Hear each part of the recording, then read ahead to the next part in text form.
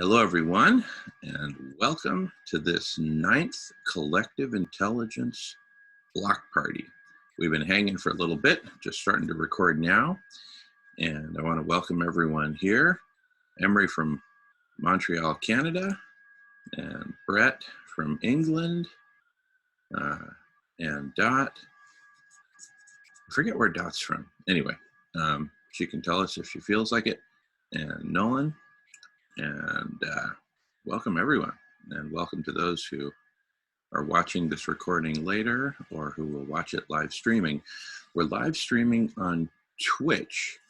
Apparently we got booted out of live streaming on YouTube because of probably repeated mentions of coronavirus, and they're kind of clamping down on people talking about that so that fake news, etc., doesn't get out, whatever the case. But anyway, we are live streaming on Twitch and recording, and we'll publish this on YouTube. Well, let me give everyone an opportunity to say hello if you'd like. Good morning, whatever updates you have. And of course, we can do that as we go. So this is certainly not your last chance to say hello, world.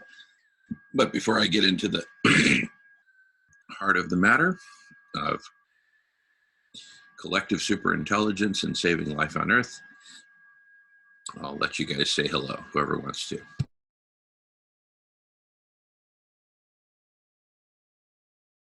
Good morning from Montreal, Emery. Glad to be here for the ninth block party. Well, ready and willing. Beautiful, Emery. Emery, I think you've been at every single block party, if I'm not mistaken. Like a cat, I got 9 lives here. Well, hopefully a lot more than that.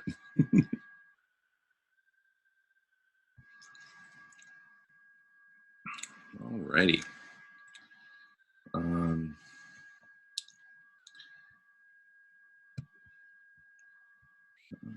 right.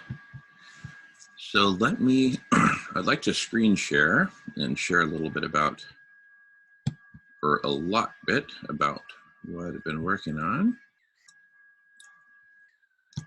Let me just provide a little bit of context. So what we're going to look at is a topic map. And the idea of the topic map,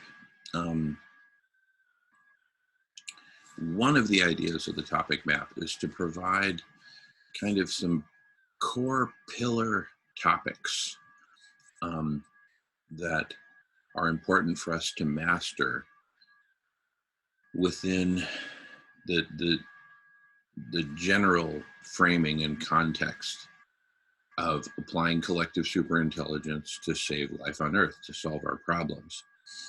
And the first thing I want to say is that the topic map I'm about to share, it's only the beginning, and it will grow and expand from there. And I'll talk about areas for expansion. And the second thing is that it kind of represents, Jamin's view of reality as regards all these topics. Oh, it looks like Cesari's here. Perfect timing.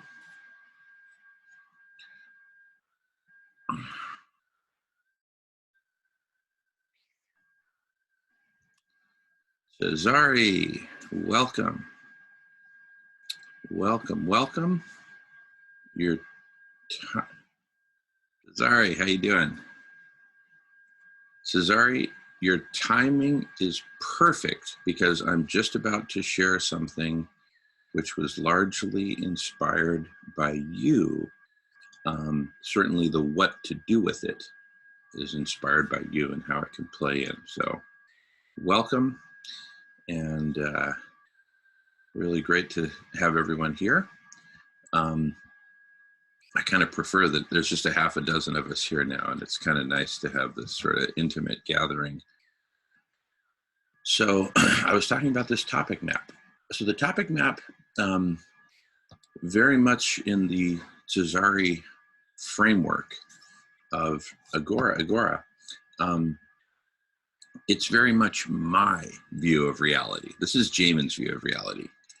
And part of the logic here in the topic map is, let's say Emery had a slightly different view. We agreed maybe on 70%, but 30% we didn't agree. Emery might start with my topic map, delete what he doesn't agree with, and add what he does want to see there. And he'd say, okay, hello world, here's Emery's view of the world, and let's talk about it. Let's have a conversation. And this gets to the kind of multidimensional part of ideas and topics and all that. So we'll see in a moment. But the second thing I want to say is, think of these kind of core pillar topics that I'm about to show as precisely that. They're pillars. And meaning that around them and in between them, we can build conversations. So a conversation might span 5 different topics or 25 different topics, right? So think of these as kind of anchoring pillars, right? Foundational topics, if you prefer. All right, without further ado, I'm going to screen share. And Nolan, can you see on the participants thing when somebody is like in the waiting room? I can probably see it even though I've screen shared, but just as a backup. If anybody sees anybody. Make me a co-host, but I'm not a co-host right now. You want me to do that? Sure. Okay. Let's see. Okay, and Brett, I'll wait for you, no problem. Brett's going to be right back. And how do I make you co-host? Do I have to screen share first? Or no? No, you just click on the ... in the upper right corner of my box. Oh, okay, okay.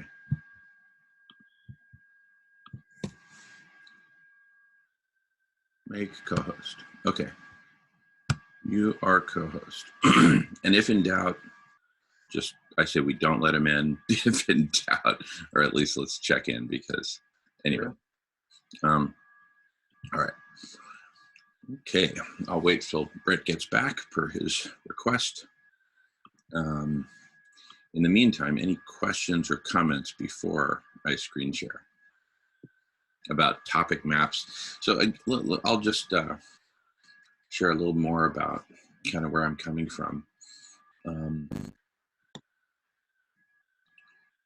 Hey, Brett, welcome back.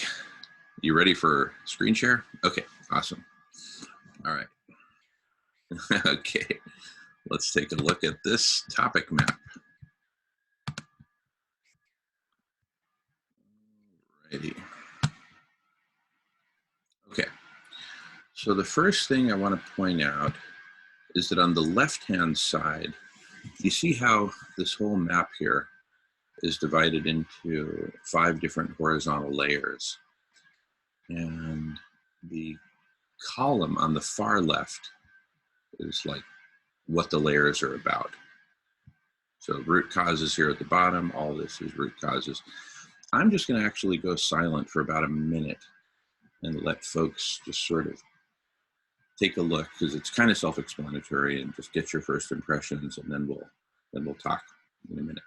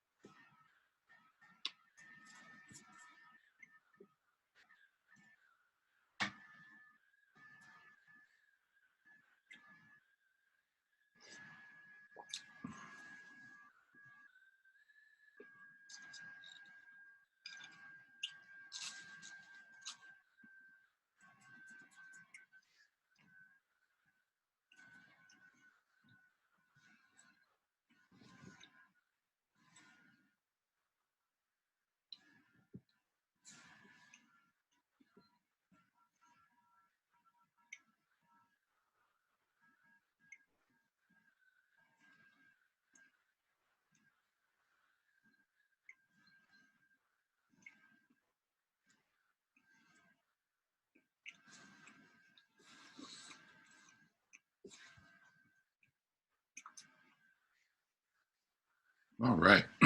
So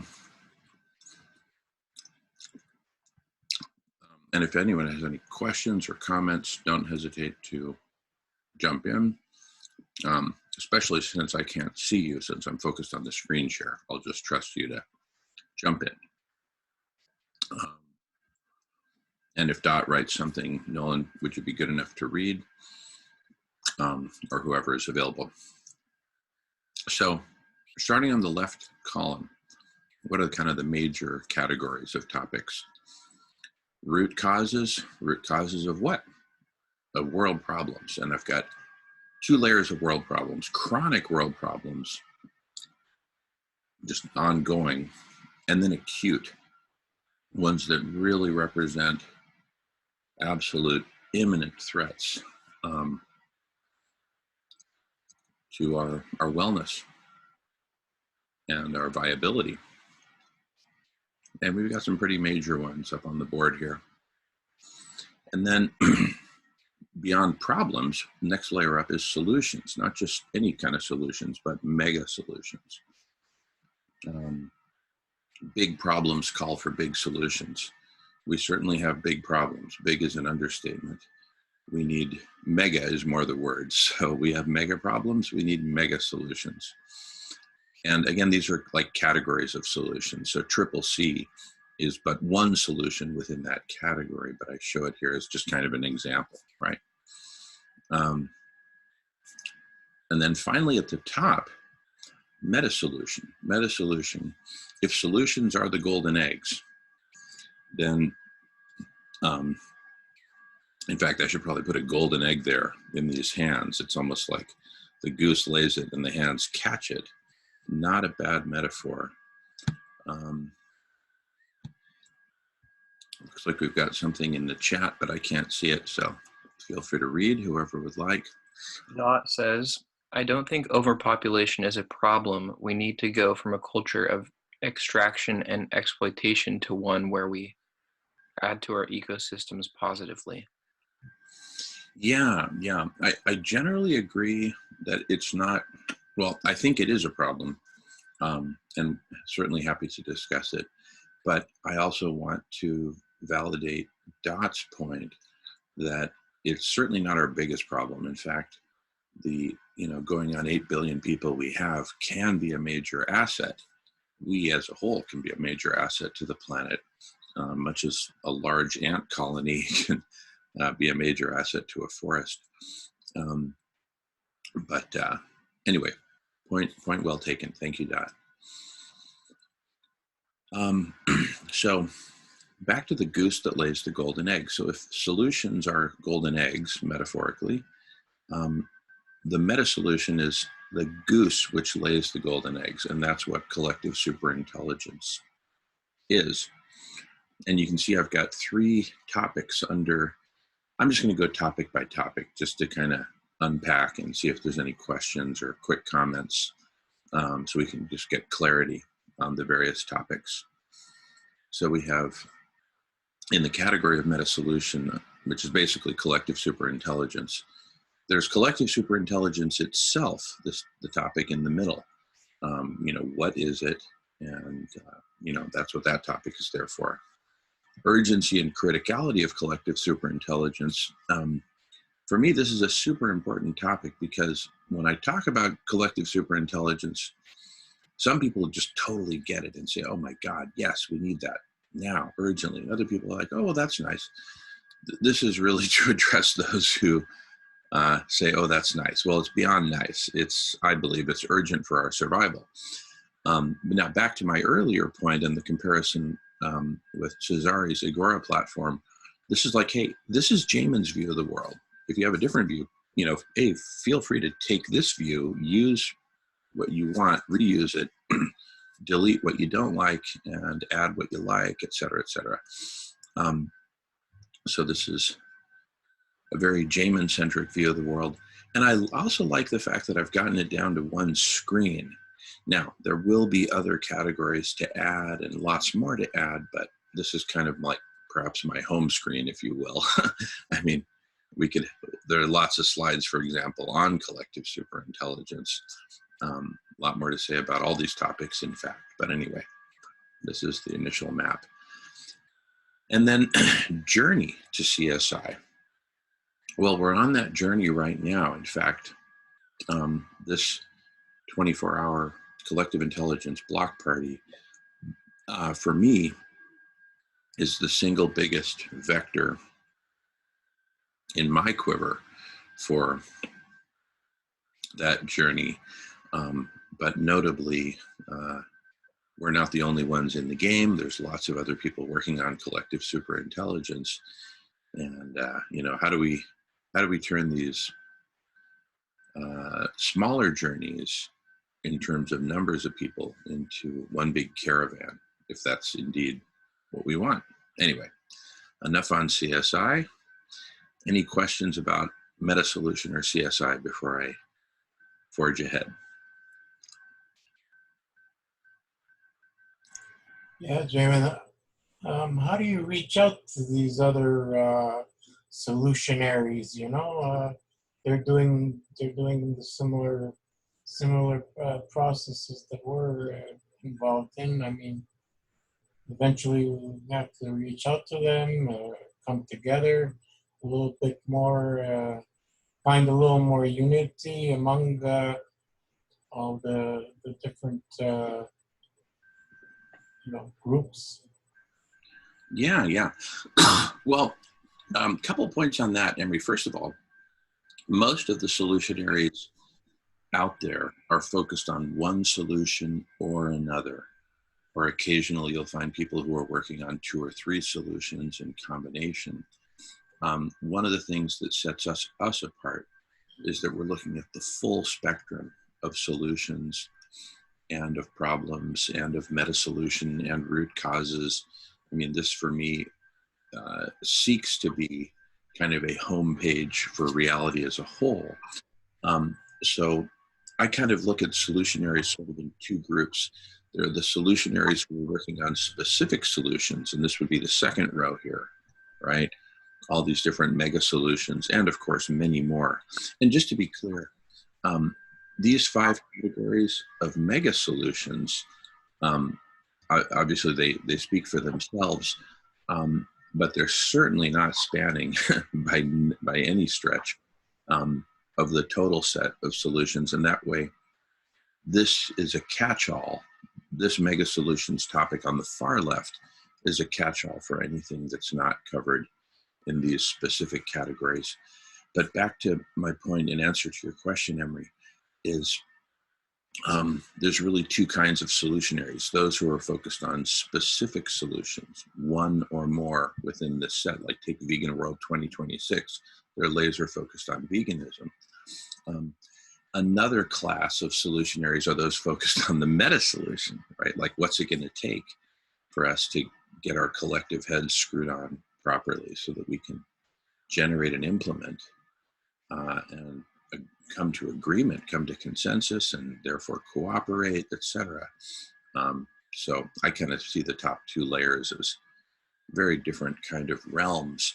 But in terms of how do we connect with all of them, because ultimately we'd love to connect with all of them, my view on that is a lot of these folks are just kind of starting to figure out who they are and how they want to play in the whole. And a big motivation, I'm going to go off screen share for a second just so I can see folks. But a big motivation for the collective intelligence block party is just, let's all get together and just talk about what each of us brings to the table. And Brett and Cesare are prime examples. I mean, like textbook examples, if I was writing a textbook of, these are the folks I'm looking for as regards each one is working on or has worked extensively on their own platform or their group's platform. So, like, let's get all these.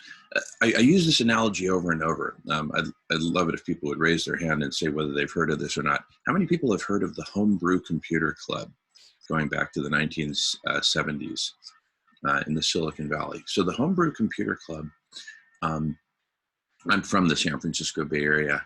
So I grew up north of the Silicon Valley on the East Bay, north of Berkeley, for those who are familiar. And in the Silicon Valley to the south, where We have relatives and lots of family, friends, and whatnot. So lots of contact. Obviously, that's the heart of the computer industry. And it's been a technological hub. It's going back to, I think, even the 50s, maybe even World War II or something like that. But really in the 60s and 70s, it really started its hyper growth trajectory. And in the early 70s, before personal computers even existed in any form, this homebrew computer club started. Um, and first of all, you got to admire the name, right? I mean, if that doesn't scream inclusivity, right? But it's kind of a nerdy inclusivity. And so these folks would get together, and really what made the Homebrew Computer Club really famous is that it's where Steve Jobs and Steve Wozniak met. Steve Wozniak was demoing some of the stuff he was doing with graphics and all that. And this is all garage, tinkering kind of stuff. But out of that, Apple was born. Okay. So one of my visions, or perhaps even my main vision for the collective intelligence block party, is that we turn this into a form of, homebrew computer club for collective intelligence, right?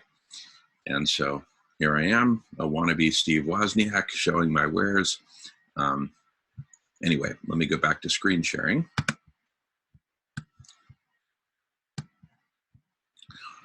So, but anyway, yeah. So this gets to the question Emery was asking. Sorry, I'll go back to video. I just want to check in with Emery. Does that answer your question, Emery? And what do you think about that?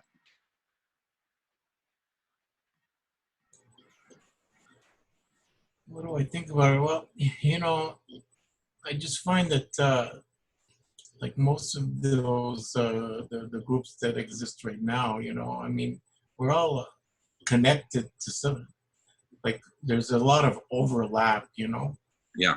already, and like I'm wondering that whether how evident it is to the groups that overlap really is something that should bring us together, and not just go on your own. Like, I mean, it'd be easier if we could unite a little bit more than what we are now. I mean, we're trying to do that, right? Through through our pages and the broadcasts that we're doing, and social media outlets that we're using, but it doesn't seem like it's enough, and it's not moving fast enough. I wonder why. Yeah. Let's. I want to talk about that. I also want to take a look at what Brett wrote. He wrote notes to remind myself. Emery's question, WOCC. You can ignore that, Jamin. I need a place in real time to be able to remind myself. I'm sorry. No problem at all. No, and I appreciate your using the chat for that, because that way you're kind of thinking out loud for us. Yeah, I don't want to have a separate notebook. So my part of me, if everyone, I guess, in our little group here, if you see notes to myself, you can kind of just don't worry about them. No, but actually, yeah. I would like to invite everyone to do what Brett's doing. Do your out loud thinking. Just feel free to dump your notes there. That's super cool. I think that's a great idea. I do want to say something quick, if you don't mind, Jamin, Right, in relation to Emery's questions and your comments. Our project and work has been in this space for quite a while on the meta solutions level, if I had to put us in a sector, because our main intention is to create the necessary and sufficient conditions, up to put it lightly, for all of those solutions to be able to work as a whole system. And then the platform for that, or the innovation for that, is sort of a mega solution, I guess, or it's a meta solution. It's like somewhere there, because there's actually an innovation, but that innovation is so concerned with coordinating and communicating and synergizing all of the pieces that it's therefore like a meta solution, at least meta solution oriented. But the point I wanted to mostly relate to was the common question of urgency. compared to, I don't know what the other hand of that is, sort of like divine timing, I would call it, and urgency, or non-urgency, but I don't like that. So I'm making a different dichotomy of like urgency and divine timing.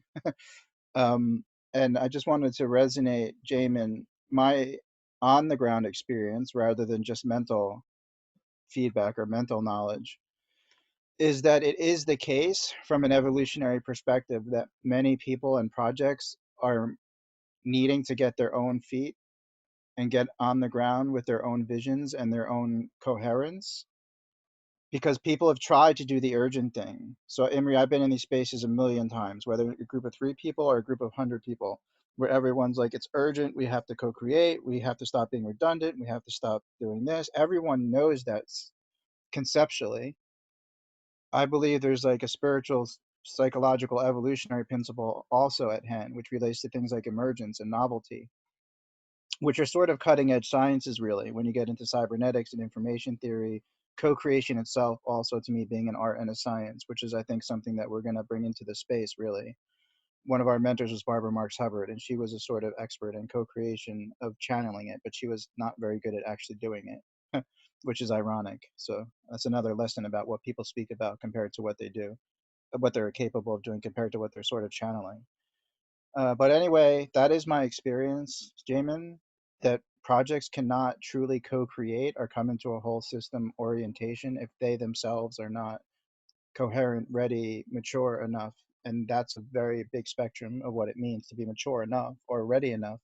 But as a general principle, I couldn't agree more that that convergence of these projects and people and solutions have a natural timing, and also on the along the lines of urgency. Yeah, we're all doing it. Like, we're all in the midst of it now. Everyone feels the urgency. And then there is that other hand that is, you can't force evolution per se. I mean, you can try, like a transhumanist, to maybe manipulate everything or something, to take a little dig at some transhumanists. But there is there is a natural unfolding, and in my experience anyway. And of course, there's many things we can all do to try to basically throw some catalyzing juice or DNA into that thing to try to push it as much as we possibly can. So I think that's, like you're saying, Jamin, what we're pretty much in the middle of. And later on, I want to just read something that Barbara Marx Hubbard wrote about something she called golden innovations, because I think they describe that golden egg you're talking about there. And it's nice to bring some of her work, because her work on that level is totally 50 years ahead of its time, completely visionary. So and she's a mentor, was a mentor of ours. So I'll read that when it's an appropriate time. Yeah. Whenever you feel like it, I totally trust you to jump in as often as you want, and with whatever you want to read or share. You are one of my favorite people, Brett, and so grateful for you. Emery, yes. Mm-hmm. Yeah, I just wanted to say that, I personally, I find it really difficult to keep up with everything. That's my dilemma. Is that I'm very geared to be part of a lot of the solution oriented effort that's happening, but to be efficient and productive, one needs to really know know your stuff. You got to know what's happening in that area, one area, and another area. Like, it's, you can't just go in there with an empty gun, and an empty pockets. You gotta have something to offer, and that's the problem, is to keep up with everything. There's just so much. It's tremendous. There's a tremendous amount, and all very, very um, very thought provoking stuff, very important, very intelligent things happening in a lot of areas, in these groups. And yeah, I just wish I could be in 1,000 places at the same time.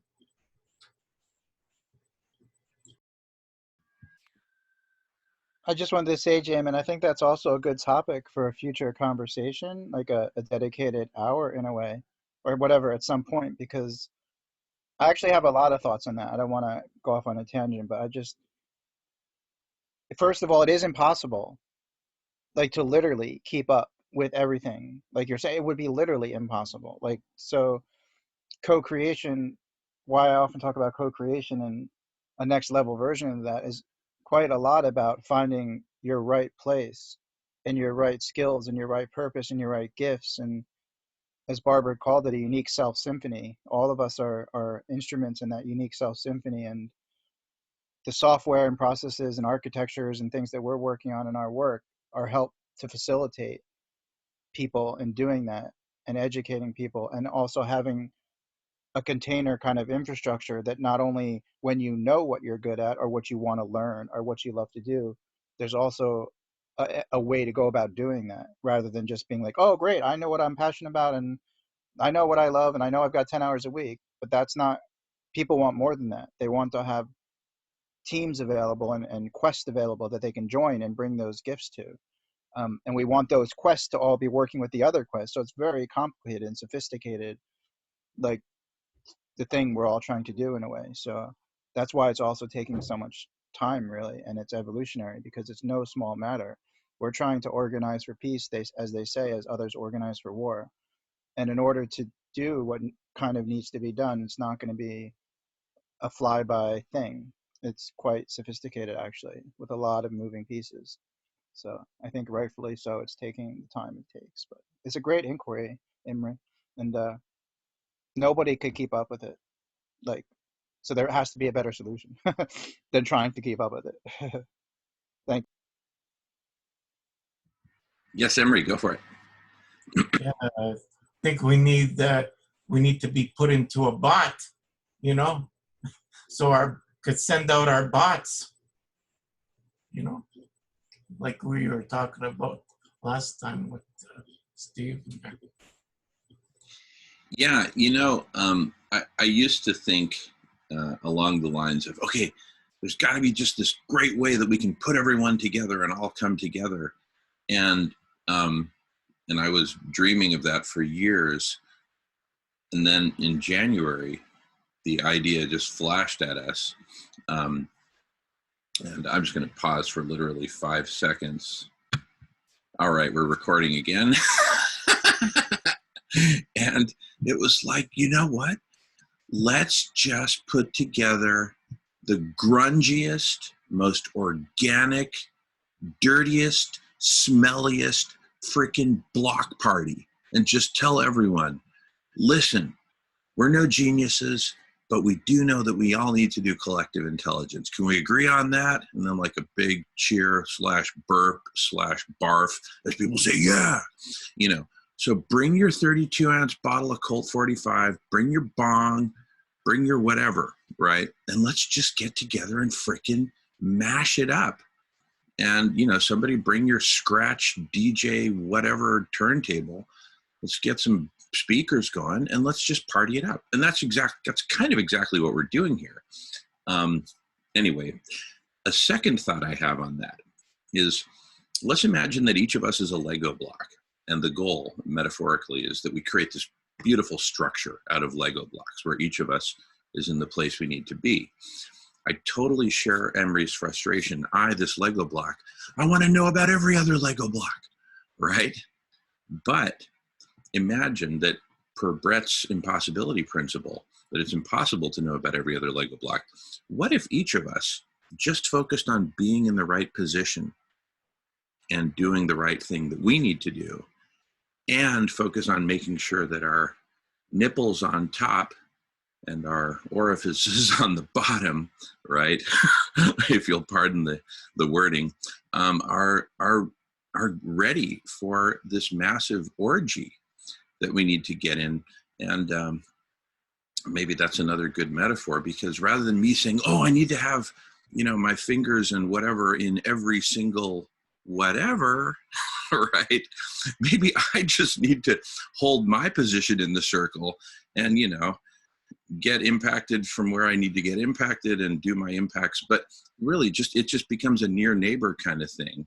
I would reference some specific works of art, but I don't think that's appropriate here. But that's kind of the thing, the Lego block framework. Don't try to know about every other block. Just know your position. And for me, and I would say for us, and great. And Brett says that's super sex, another gem from Barbara. Yeah, totally love it. We are sexual beings, so let's get it on. And so is that part of me wants to be out there trying to find out about all this other stuff. But a bigger part of me is just being disciplined and saying, no, I am actively refusing to go into all these million rat holes every week. But instead, I'm going to freaking hold my ground, right? I'm the block party dude, or a block party dude. I'm also a solution club dude and a radish dude. And this is what I need to focus on. And I kind of have faith that the other Lego blocks will find their places. Anyway, just love everything everyone's saying. Really good stuff.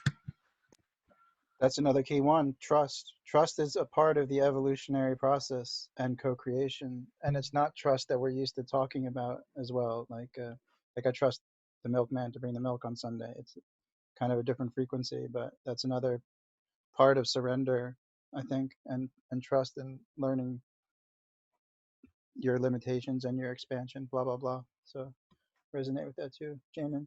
I'll read the definition of super sex from Barbara Marx Hubbard. The passion to express unique creativity, stimulated by vocational arousal, comparable to sexuality at the next level. Instead of joining genes to procreate, we join genius to co-create, to give birth to our greater self and to our work in the world. I love it. Emery, I see that you got your hand up. If I'm not interrupting, Brett, I just want to add to that I've often described these broadcast recorded video conferences as intellectual pornography, because we're getting out there and doing something that we normally do in private. We have these private conversations where we share and we have a beer and we share and it's all that, but it's private and, per Cesare, disposable. But here we're actually being recorded doing the thing, right? Anyway, Emery, you got your hand up. Go for it. Yeah, I was just gonna comment on the Lego block analogy. I mean, I could see the Lego blocks, but there are so many different sizes and different shapes and different kinds of blocks that one needs to construct something, and the whole idea, I think, should be to be able to have some kind of a way to measure those blocks and parts of those blocks, like the nipples and like the fitting underneath, and to see whether at the end of the day you're going to be able to fit those things together, so it's a lot of work. It's a lot of time invested in doing all that, So, but I got nothing else to do. I'm doing my best, So, and apart from that, one needs to live, right? And do things that bring you joy and fun, right? So it's not all, it's, what can I say? It's complicated. Totally. Good stuff, Emery. Welcome, James. Great to see you, James. You got your hand up? Go for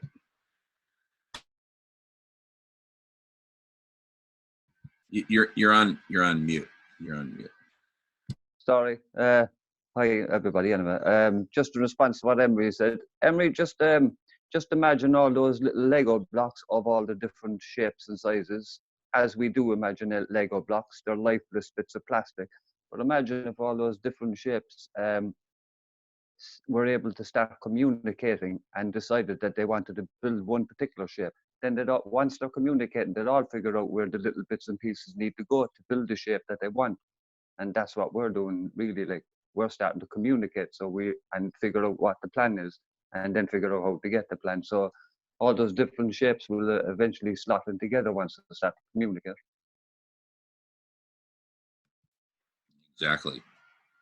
What a great conversation. And I just want to point out that, like, this group of 7 of us, what a great combination for this conversation we're having now. You know, going back a few weeks ago, I was like, okay, how do we get more people to come to the block party? More.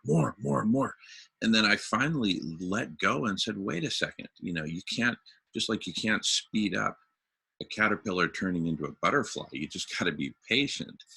Same here. And, you know, so I'm just really focusing on sticking to my knitting, which I invite you to make your own knitting. I mean, to be a part of our knitting as well as do your own knitting. Anyway, I think enough said on that. I'm going to screen share, but pipe in everybody. And when somebody pipes in, I'll go off screen share so we can all see each other. So back to the screen share. What we've been talking about for me is this far upper right icon, journey to collective superintelligence, right? It's a whole pathway to get there. And per the Lego block analogy, and becoming aware of these other Lego blocks to form collective superintelligence, and then build all the other pieces, solutions, etc. It's I'm going to go back to video. It seems like a good analogy to me is like a big construction site where they're building some massive skyscraper, right? And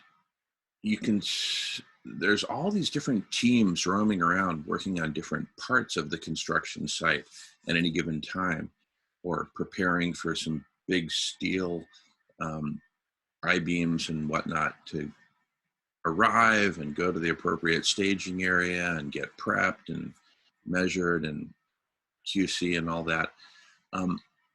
But there's always, certainly for a skyscraper, there's like a central, you know, planning function, right? A project management function. For a big skyscraper, that might have dozens to hundreds of people just in that function alone. And in a way, that's one of the things that I'm trying to be a part of, right, through these different venues and so I guess an analogy would be, we're like a bunch of aliens who land on this planet, and we arrive in New York City. There's no humans. There's the beginning of a skyscraper, and our mission is to complete it. But there's no plan, right? Whatever humans started this, they're now long gone, and we have bits and pieces and scraps of plans, right, from, you know, generations past, shall we say. And so here we are kind of doing a block party around the construction site saying, can we make something of this? I think we can. How do we do it, right? So, you know, anyway, that's kind of where I'm coming from with the block party as a contribution to this. It's recognizing the chaos, recognizing the lack of leadership, and saying, all right, well, rather than declare myself emperor and say, hey, everyone, listen to me. I tried that before, and you can guess how well that worked. We're just saying, hey, nobody's got the answer, so let's all get together and bring our respective bottles of malt liquor and just party it up and see what we can organically figure out just in conversation. Brett, go for it. Jamin, I just wanted to invite you, and this goes for everybody, but I'm speaking to you, Jamin, at the moment because of the way you were describing the planning function and your interest in that. And that's also the caveat of how busy you are with the calls, and then I'm sure you have to rest for at least one day, possibly more, in between. So I don't have any expectations, but I want to re-invite you to check out the documents from our project. I sent you a link in your email to a Dropbox folder. Um, on your own time. It doesn't really matter when it is. There's now a 10-page summary in there, which is much quicker and easier to read. And then there's sort of a full-length description, so to say, which you would take time, but the summary is there now, which is better for most people. Um, one, because I kind of need you to know what we're up to, because it's so resonant and it has so many of all the pieces you're talking about. And when we get a little further along, it'll be easier for you and everyone to participate with us. It's just been in the birth. It's still like in the womb, our thing, the whole analogy. Like, I'm dying for it to get out of the birth canal so the village can raise the system, I would say, right? Instead of that's our baby. And until it's out of that womb, it's like we're still have the founder syndrome kind of thing. You know, like it's like we're kind of managing it and controlling it. But the point is, once it comes out, it has an infrastructure and like DNA that means everyone is part of it, and it's more, democratized, the thing. So anyway, I really would love for you to see that sometime, but don't worry about when. Um, yeah, that's what I wanted to share, and I'm publicly wanted to thank Imri for making a video. He, on his own inspiration, took some footage of me off YouTube and made this kind of art video um, with me in it, and I freaking love it. It's so cool and fun and nice and super embarrassing because he's got me singing, because that's like my bigger dream really is to be a rock star. And I mean, because I love music, not for the adulation. Like, I just love music. But he's got me actually singing on there, and my wife said I was blushing. I was reading it. Singing is not my strong point, but yeah, Emery. So thank you, my friend. So just as also to highlight a connection in the group, Jamin, as well, in the community, like how people are just friendly and coming together even. So I really loved that video that you made for me, Emery, on many levels, just for me, but I thought it was actually kind of really nice looking with the colors and everything like. So thanks, man. Very happy to have done that for you, man. Love it, love it, and hopefully you make good use of it, like you were talking about the other day. So, and check out the Lennon one I did there. It rains in strawberry fields. The one I did for you kind of like led to that one. Check it out. I will. I'm in good company. Thank you.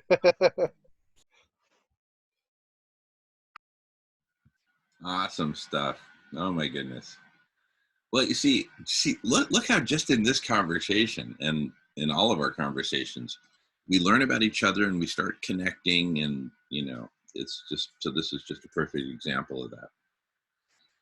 Alrighty, I'm going to go back to screen share and reiterate my request that everyone just jump in when you have something to say. Don't wait to be called upon, because I can't see hands going up right now. Oh, Jamin, Yes. yeah. On Yes. that note, for another time, the only thing that's missing for me on that chart, because I don't want to debate all the little, I don't like getting into the minutia. Of course, it could say different things. Of course, there could be other things. There's only one thing I would say I would like to see somehow more represented, and that's health, like health and wellness. Like, so not just political and economy, but health. That's a major node for me. Like, not just politics and economics. It's health, like the health industry, the health well-being. It relates to consciousness and separate, but that's the only thing I would say put a nod in there somewhere on one of those levels. But other than that, I love it as a starting point. And we're just going to invite you to go back to the journey part and just remind us what you're onto with that, because you know, recontextualize the journey part of that slide and where you're going with that. Totally. So back to it. So first of all, just a quick comment on health.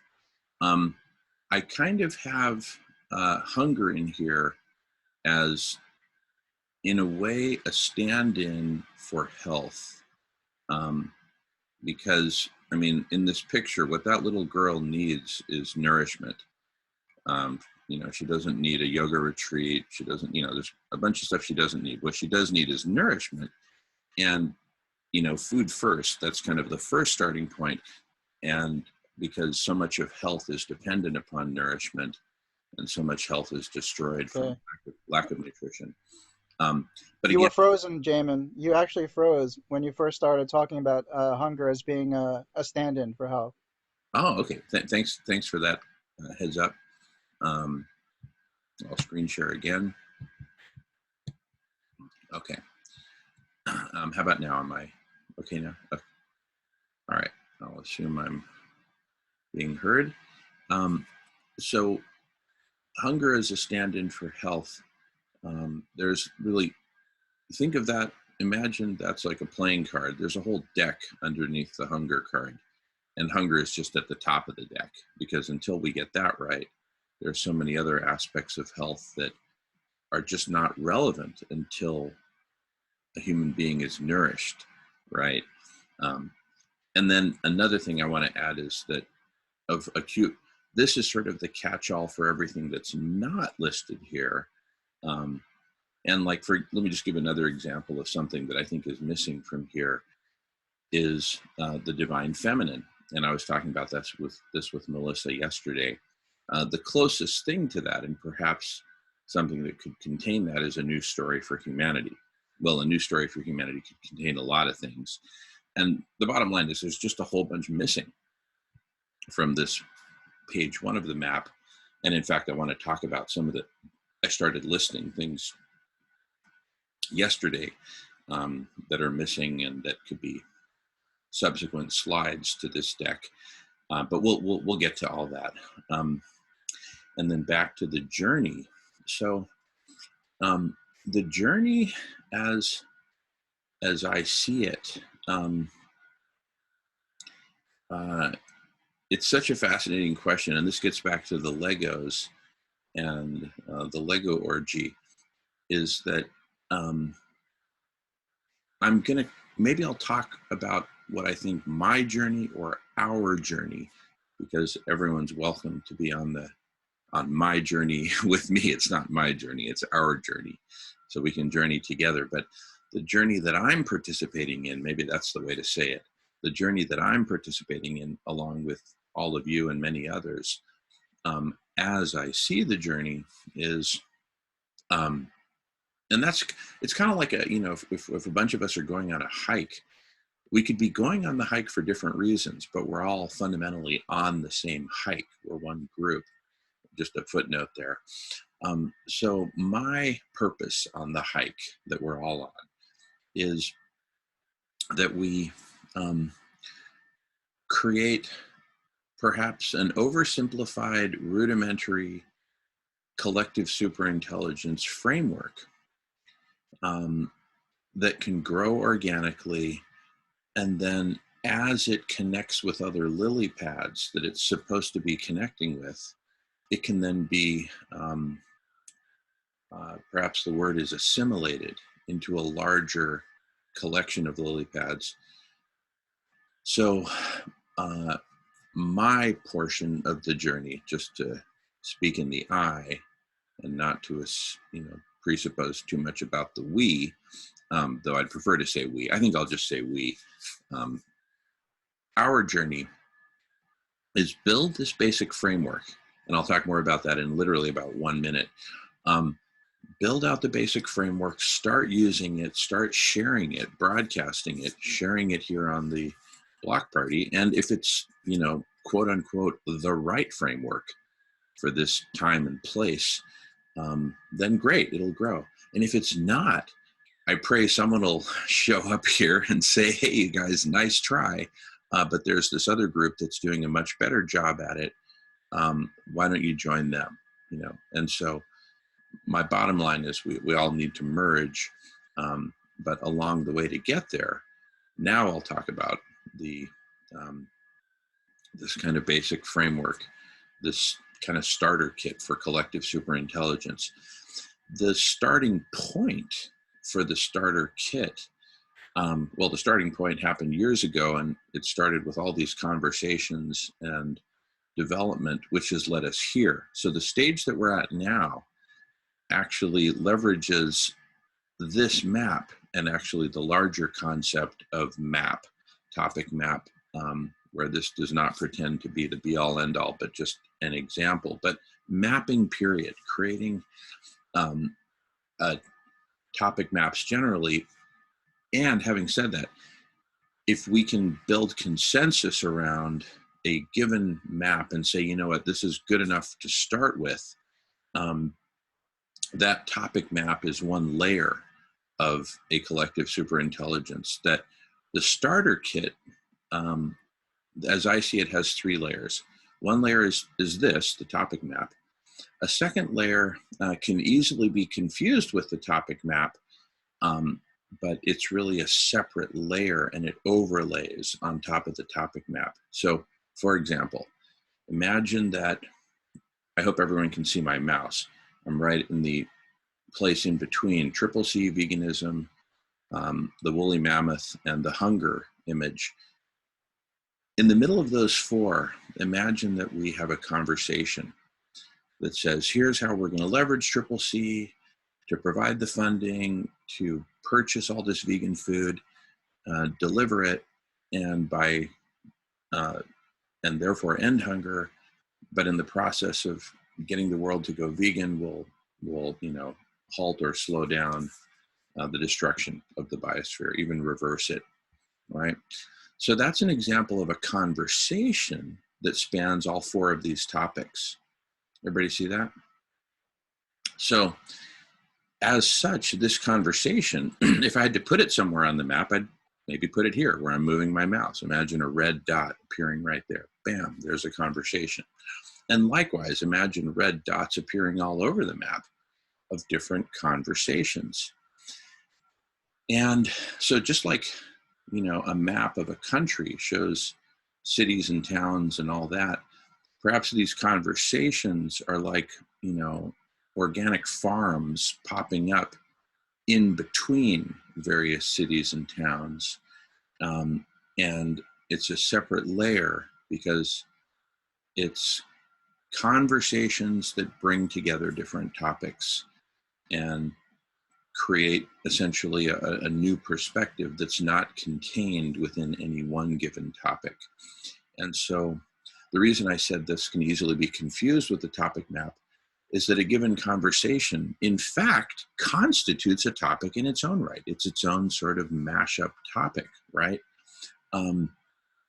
And so topics and conversations can easily be confused, and I'm just trying to unconfuse them. But anyway, so we got 2 layers. We got a topic map. We have conversations located on the map. And when I say a conversation, what I really mean is a series of conversations that, happen, say, once a week, so that it's ongoing. And then the third layer, and I want to create some graphics for this, but the third layer is people, because it takes people to make a conversation. I'm going to go off screen share for a second. And so if you imagine these 3 layers, topic map, that just gives us our general framing and our bearing. And let's assume that we're now 3 weeks into this process and that we've all reached consensus. And you know what? Okay, we all love the topic map, right? And we're all like, yes, this represents everything I want it to represent. We're good to go. Then we start building conversations at specific locations on the map, connecting to the various topics that sort of feed it or provide it foundation, right? And so we then have this growing network of conversations populated by people who are polyamorous, building on our theme, who can then go from conversation to conversation. And the conversations are really like the metaphor of flowers, that each conversation is like a flower that keeps growing upward with time. And at any given moment, you have different combinations of bumblebees, different combinations of humans operating on that flower, developing the conversation, forwarding the conversation.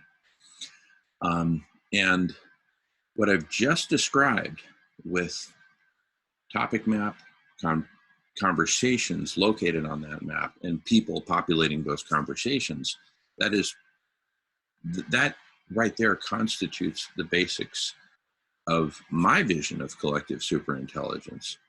And so, you know, voila, go for it, Brett.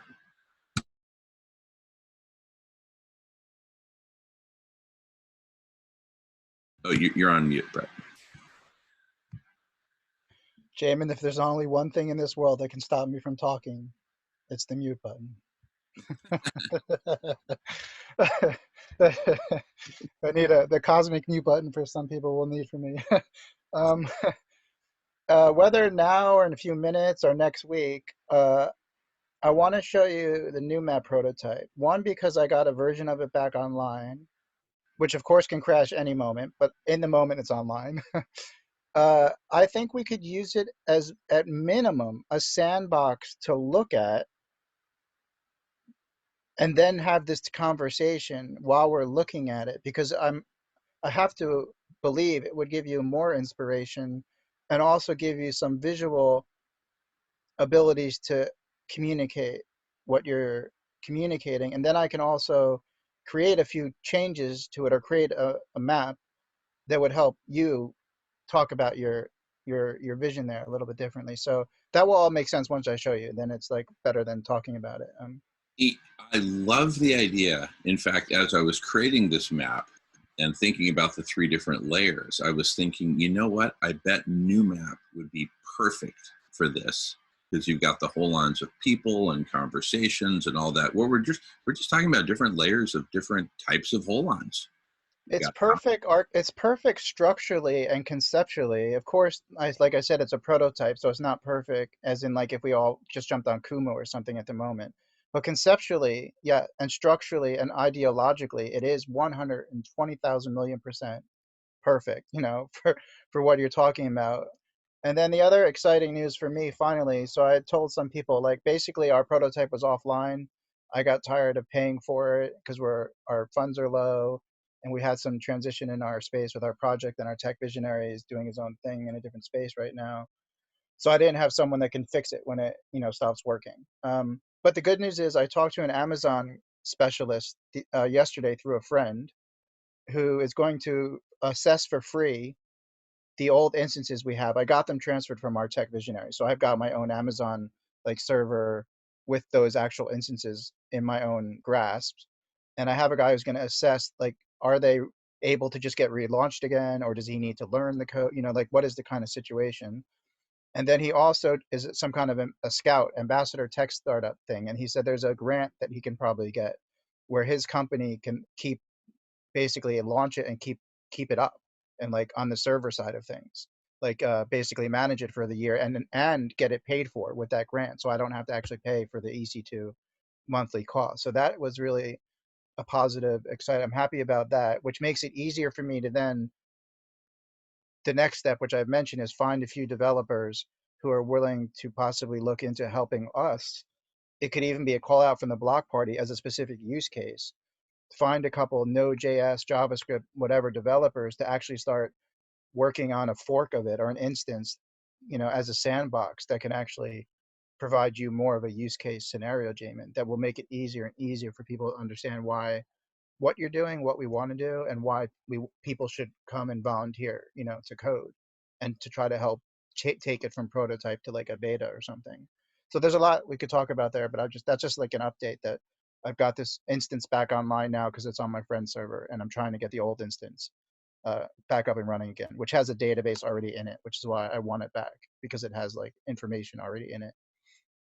Compared to this other instance I have, it's got very little bit of data in it because it's a separate database. So none of it's right. It all needs to be built on Holochain and decentralized, but it is a very good demonstration tool, inspiration, use case kind of tool. So I'll shut up now, see who wants to do whatever, and then maybe if it's a good time, I'll just share the visual of it so you can get an idea.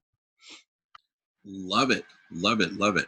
In fact, let me share a little more about the vision of this map and the layers and all that, and then I'd love to hand it over to you, Brett, to screen share and show us new map, and let's just keep mashing it up until we converge. It feels like we're getting close to convergence, which is super exciting. So back to screen share just for a couple more minutes. Let's see here. So, okay. So now imagine that we're looking at kind of like the 50,000 foot level. And as we zoom in, let's say we zoom in around the topic of collective superintelligence, we would see that just like when you zoom in on Google Earth. At first, you just see a dot for Delhi, India, and then you zoom in, and now it's like, whoa! Clearly, there's like a whole bunch more going on here than just a single dot. It's its own taxonomy right there, and likewise for each and every one of these topics. And so, in the full-blown vision, this map would be dotted with millions of red dots representing specific conversations in and around each of these topics. Each of those conversations is a flower. So again, back to the meadow. So this is like a map of, say, North America or the world, really. And on this map, think of just the world as a giant meadow. And these are just different places on the meadow. And all these flowers pop up in clusters and individually at all different places. And the flowers grow and are cross-pollinated by humans, the conversations, and everything's transcribed and indexed and all the scenarios that we've been talking about. But this finally gives us a map to imagine all this happening. And then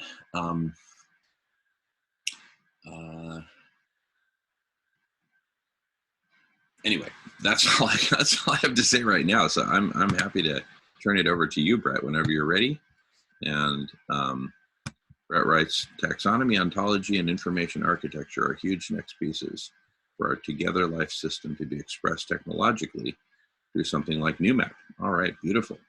Yeah, I'm looking forward to jamming with you and other specialists because we've played with the ideas of all these things, but when it actually is going to get done in such a way that we're all talking about, then taxonomy, ontology, information architecture, like, yes, we can mess around as we keep iterating over the next year, whatever that is, and playing, but ultimately, if that stuff, and I'm not an expert in this, I've just noticed that you, Jamin, understand it more deeply than I do. At some point, that has to be freaking airtight, as in internally consistent and logical. Like, and I was looking at some sites about these things, like information, and it was like, all these graphs and mind maps about like architecture and stuff. But it's a big, important thing because when we were playing with NewMap, for instance, we created our own ontologies and our own taxonomies. But if they don't speak to each other, there's not a meta level taxonomy, ontology, information architecture, then you can't really use the information that is being created in vacuums of ontology, taxonomy, whatever. So there's some level of this meta thing that you're talking about that also has to be evolutionary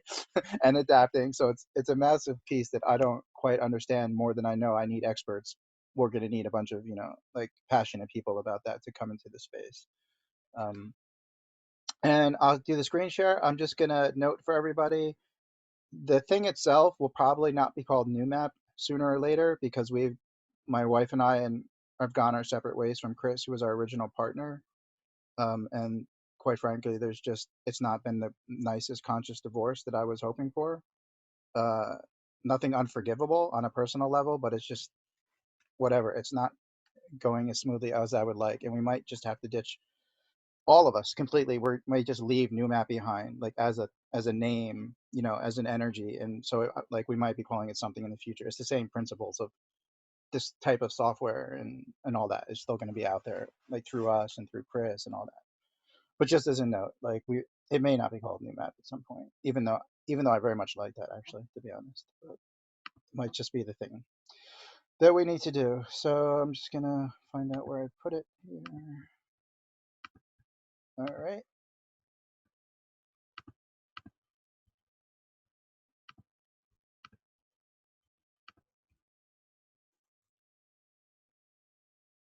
All right. Do you see it? Yes, we can. Mm-hmm. All right. Do you see when I'm like my screen from Zoom in your screen share as well? I'm always curious. Or is that just like, do you see me sharing on Zoom? So I Or see. you, So 90% of my screen is what you're sharing, and then on the side there's this bar that I can expand. So I can see your face like a little, all uh, right. others. All right. So anyway, this is a forked instance of the prototype. What you have here is Barbara Marx Hubbard's Wheel of Co-Creation, which has 12 sectors. So it's kind of a taxonomy tool in a sense, I think, probably, Jamin, on some level. Infrastructure, justice, media, relations, science, spirituality, arts, economics, education, environment, governance. So you can then zoom in to any of those sectors. And I've created, I don't know if it's an ontology or taxonomy anymore, to be honest, Jamin, like what, because it's never been my specialty. All I know is you can map certain things and you can create a gamified or process-oriented thing because every holon type has its own internal structure that you can map into that, and then you can map into that. So like, for instance, inside any of the sectors, you can map an organization, a project right now, a we holon type, which is any collective, or a golden innovation, which is an actual innovation that you might want to offer. So for me, this could be also a map like you created. It doesn't have to be circular in its background. You can create a visualization of all of those sectors that you want to share. And then, for example, we've got conversations that are private chats, first of all, with any amount of people can be in them. But chats, even though they're private between a few people at any given time, they can also be linked at any moment into any other holon. So if there's a chat, Jamin, between you and I in private, just because it started that way, talking about veganism and how we're going to solve that problem, at some point we could just link that chat, which is a copy and paste of that holon that has all of our comments in it, in to anywhere we want. So they would be showing up, like you're saying. In this visualization, it wouldn't be in between spaces. It would be in spaces. Like inside the environment sector, there might be a holon for veganism or a golden innovation to end veganism, and then we'd have a bunch of conversations in there because we're limited at the moment and literally in how we visualize the database. But because it's a holonic database, in the future, obviously you could highlight all the conversations on veganism and show them in a different way, how they're connected, horizontally. You can do anything later. It's important that it's a database in the back end. And then you've got comments down here, just like a Facebook thread, and they can be tagged at this moment with this ontology as a resource, intention, passion, or vision, or an action. So that's a holon type when you're commenting.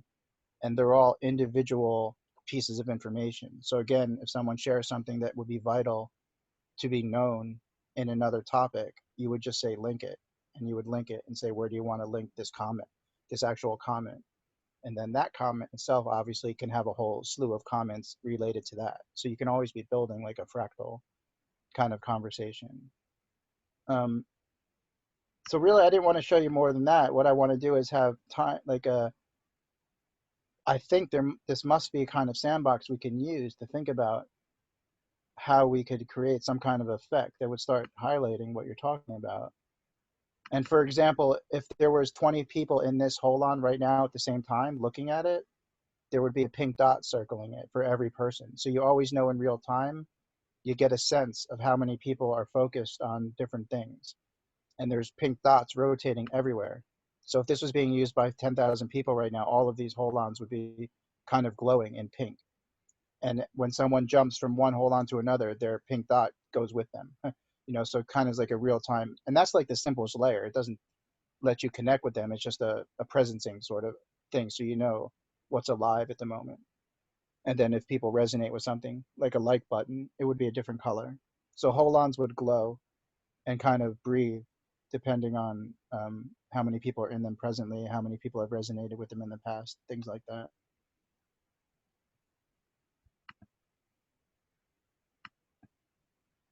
So I think I'm just gonna stop it there. I think we could, sorry, I just lost my, oh, there it is. Stop screen share. Yeah, yeah. So I'm just wondering if we could take your map there somehow and start as a group, and maybe not right away, because again, this could crash and I don't want people to spend thousands of hours. It's not ready for that. just because we don't want to spend thousands of hours mapping things and then have it not be available. But I'm hoping that's coming in the near future, where at minimum, well, the information is never lost. That's the good thing. Like if you put something in there now, it's never going to be lost. It's just a matter of like if the thing crashes, like we have to wait for it to, get fixed to come back up. But technically, the information would always be in that database, which is centralized, blah blah blah. So people have to do it from the perspective of it's an experiment and don't share their bank accounts and or their Lego escapades or anything like that if they don't want them to be potentially accessible or something. But it's got good privacy right now. You can every hold on has permissions, so who can see it. You know, different people see different things when you come to new map because permissions are there. So the hold on you're looking at is not the same as what everyone else is looking at because they might have different permissions. They might only have access to see 10 of those 12 sectors. That's not a good example, but I'm just saying you would see something different. Um, and you'd have edit privileges, kind of like Wiki or Google Docs. Like some people can edit it, some people can't, things like that.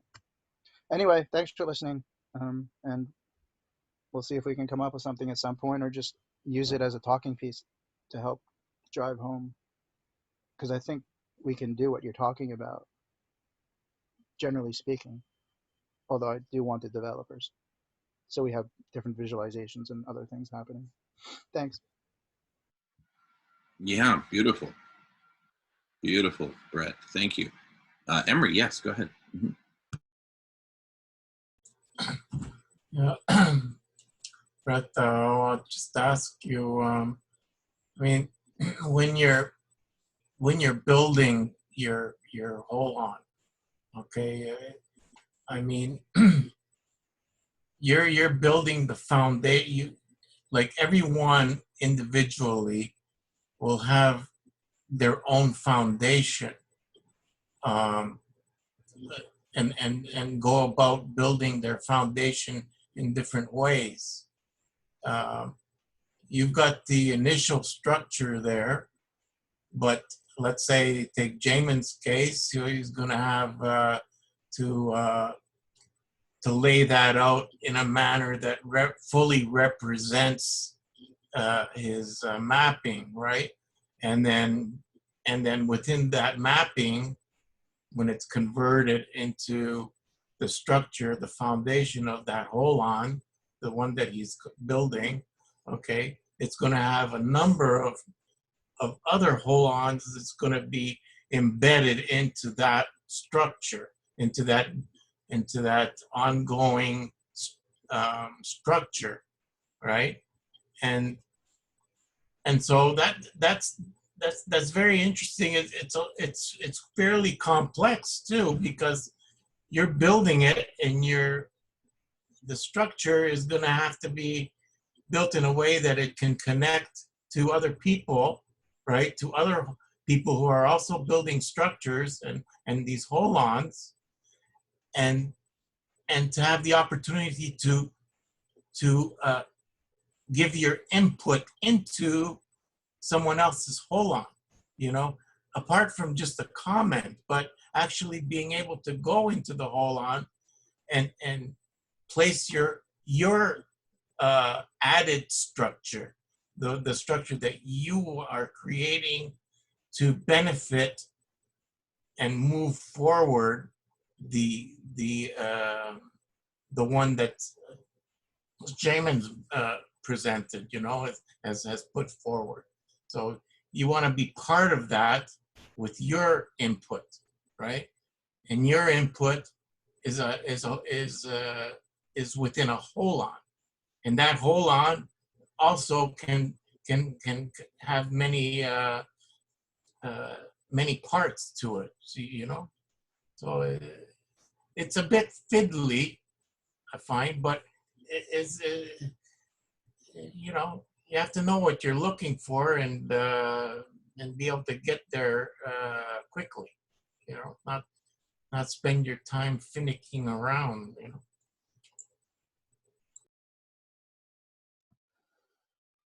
Yeah, just as a reminder, it's kind of like it's confusing on one hand because it looks good. It looks like a full product in a way. If you just came on and didn't know and it had a tutorial and like some AI saying, well, okay, would you like to do this? And whatever it is, it looks like a full thing, but it's almost only like 1% of a platform, of an idea, despite it being pretty cool and actually quite awesome.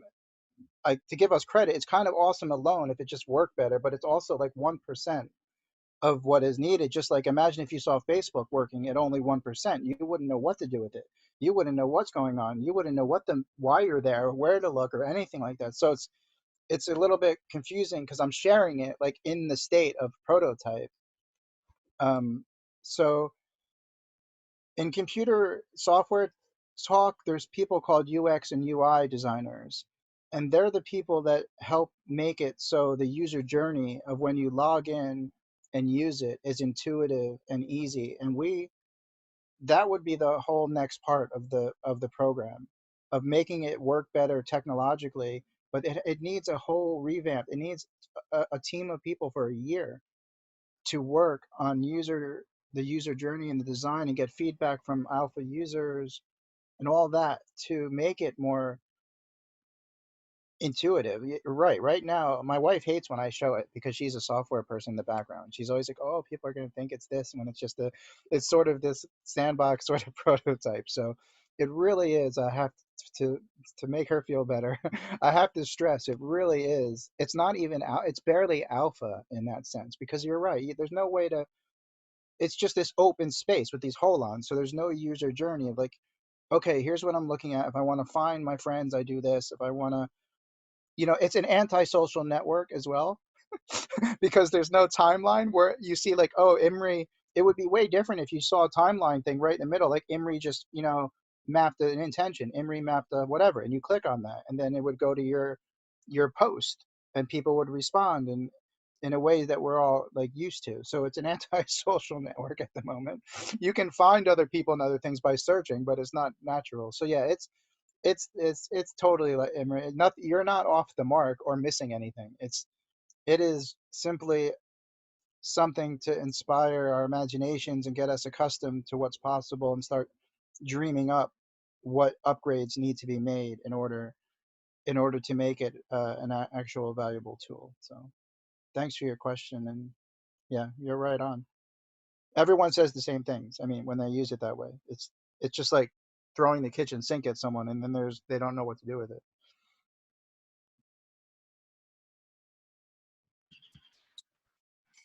So I have some thoughts as to how we could perhaps proceed, holistically, right? With new map and what we're cooking up here with the conversational domain and all of that, because it's all totally consistent. It's not like there's any part that says, hey, I want to annihilate what you're proposing there and instead do this. It's all very additive. So imagine that we started, bless you, sweetheart. Imagine we started with just a simple, WordPress website with very basic functionality, focused on essentially providing a map of the topics, and then the other layer, the conversations. And multiple conversations could be, so if you zoom in on collective superintelligence, right, and then you see it, be the beginning of its own taxonomy, right there front and center could be new map, right? And, or whatever the superset is that new map is a subset of. And we say, look, this is where we're going with this. And we need help, we need development, we need all these things. In the meantime, what are we doing? We're talking about it. We're letting Brett screen share and present and talk about these different scenarios. We're all commenting on it. And in the process, we're co-creating the vision for the next generation, or 2 generations down the road or whatever, of collective superintelligence. But in the meantime, what are we doing? Again, we've got this map of topics. You can zoom in, you can zoom out. It's just one big taxonomy that we're all working on, iterating, improving, adding to, etc. And then we have these conversations.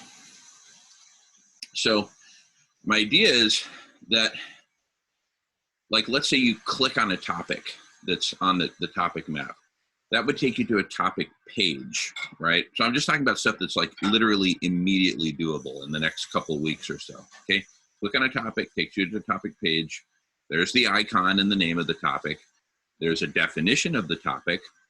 And then there's a list of all the conversations which include that topic, right? Like that conversation, that hypothetical conversation that draws on these 4 different topics.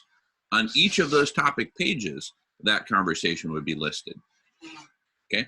So from topics, you can get to conversations. Then let's say you see a conversation that looks interesting. You click on that. Now you go from the topic page to a conversation page. The conversation page has the title, the date that it started, maybe a calendar of, maybe just explicitly, here's our next meeting and here's the link. Here's a calendar for all future meetings that are scheduled, and everyone's welcome, right? So, and then also on the conversation page, you'd see a list of, like what you see on New Map, these little round circles that have people's pictures, like Brett's, Jamin, Nolan, Emery, etc. And you would see who are the people who are participating in that conversation, right? And if you see Nolan and you're interested, who is this Nolan guy? You click on the Nolan button and it takes you to a person page. Nolan with his picture, little bio, and maybe a list of the conversations that Nolan's participating in. So fundamentally, there's the map, and then there's 3 kinds of pages: topic pages, conversation pages, people pages, right? And the kind of idea for this we hatched up in August. Actually, Jamie, who's out in Ohio, hopefully he'll be here at some point today. Jamie and I were driving down to meet Nolan in person for the first time in Southern Washington. And we're driving down I-5. And I was like, Jamie, we just need to start.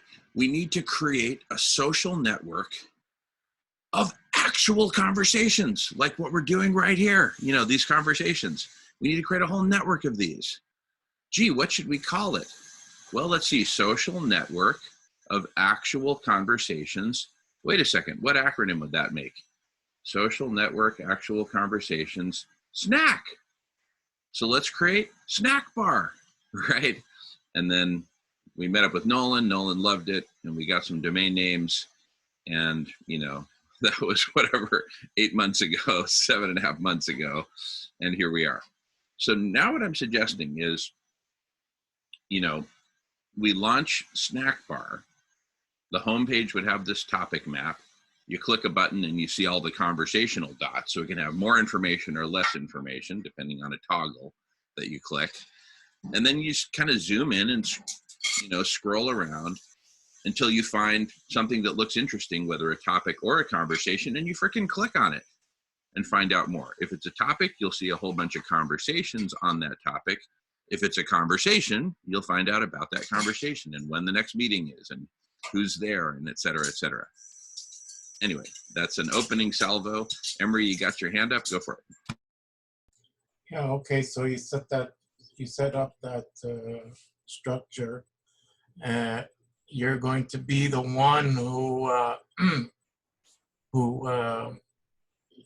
has to enter the information. Now, if I go myself to that page, I'll be able to view by clicking on certain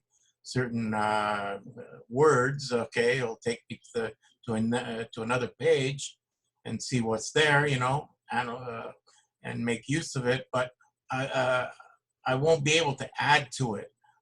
How can I add to it? Other than leaving a comment, which may or may not be seen. I'd like you to consider, what I said previously about Wakelet, because I don't know if you've had time to make use of it or not, but it's a very, very useful tool, okay, for making collections. And collections can be conversations. And within those collections of conversations, you are able to have participants actually contribute their conversation or whatever input. It could be another video conversation, you know, or it could be a PDF. It could be all sorts of things that could be integrated into that particular participation, that particular moment in time where that individual comes to that collection, okay? And the collection, of course, it has a central part to it, the main part, but it can branch off to unlimited numbers of collections, which are part of the whole. Okay, so you really have to try it to get a sense of it and to use your imagination to see how your thoughts of what you're thinking about, Jamin, can be incorporated into that. It's very important. And, you know, I'm not forgetting about new map, Brett, you know, we could find ways to incorporate all of that. And just imagine being able to have holons, multitude of holons of these structures of a wakelet, for instance, you know? I mean, how interesting is that? I love the idea, Emery. I'm very, very intrigued. I think Flipgrid is part of Wakelet, if I recall correctly. And Melissa was showing me Flipgrid a couple of weeks ago, and it looks super cool. So I'm all for that. And to your comment that you just made, we're just looking for some way to start, whether it's WordPress, Wakelet, you know, some combination of those. But then once we have this V0 up, and we have this space and this map and this schedule of conversations, then people can come to the conversations led by Brett or co-led by, you know, Brett and the rest of us or whatever on, okay, here's what we're using now, but let's talk, you know, next versions, new map, etc. And we co-create it in conversation. Hopefully over time, those conversations grow and developers come in and say, wow, I love this. This is so cool. Let me help out and let's do it. Anyway, Brett had his hand up, followed by Emery. I'll let you manage it, Brett. I was just gonna say, I'll look it up. I assume there's a video. I would like to see a video of someone using Wakelet, like literally, like, or Emery, if you could, like, I'd like to have somebody, like, as if I was over their shoulder, and I get to see like them surfing through and book whatever Wakelet does. I feel like I'm sure there's probably a video on YouTube, but I have a hard time sometimes translating spoken descriptions of things like technology without seeing them in action. So I'll just look that up, but I am curious, but I need to see it in action. So I guess there's a demo. There must be a demo video or something. I'll put you a link to my Wakelet. Just I don't know, have a look. But there are countless numbers of accounts of pages, you know, but created by different people and organizations, you know, and groups. You can have a look at mine if you want to. I'll put it in the chat, the link. Yeah, that'd be cool. But the best way is to just open an account and see for yourself. You know, it costs nothing, and you could see how that platform works. Let's do it. Let's do that screen share. If there's a good YouTube video, I'm sure there must be several. I'm going to hit the bathroom real quick while you guys figure out what we need to screen share, and then I'm happy to share it, or one of you can share it. But in any case, I'll be back in a couple minutes. I'm going to use the same thing, and I'll come back too. Okay. And I want to give a thought about what you're talking about, the WordPress. I'll be back. Beautiful, beautiful. Okay, so let's just take 2 or 3 minutes, whatever.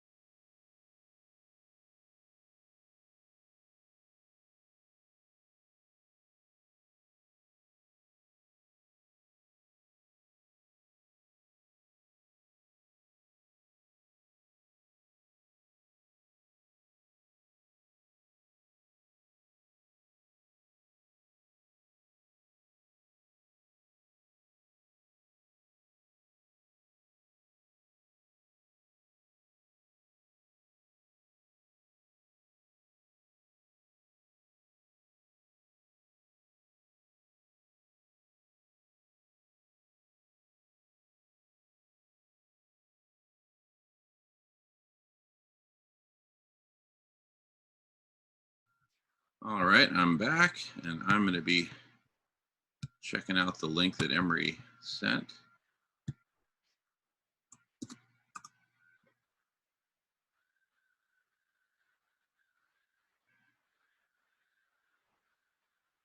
Hold on, of my collections. Okay. I'm going to have to screen share that.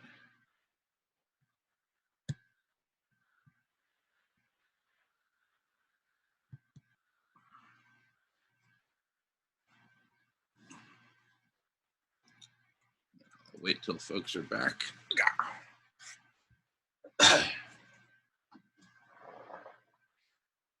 Hello, Dick. What? What? What?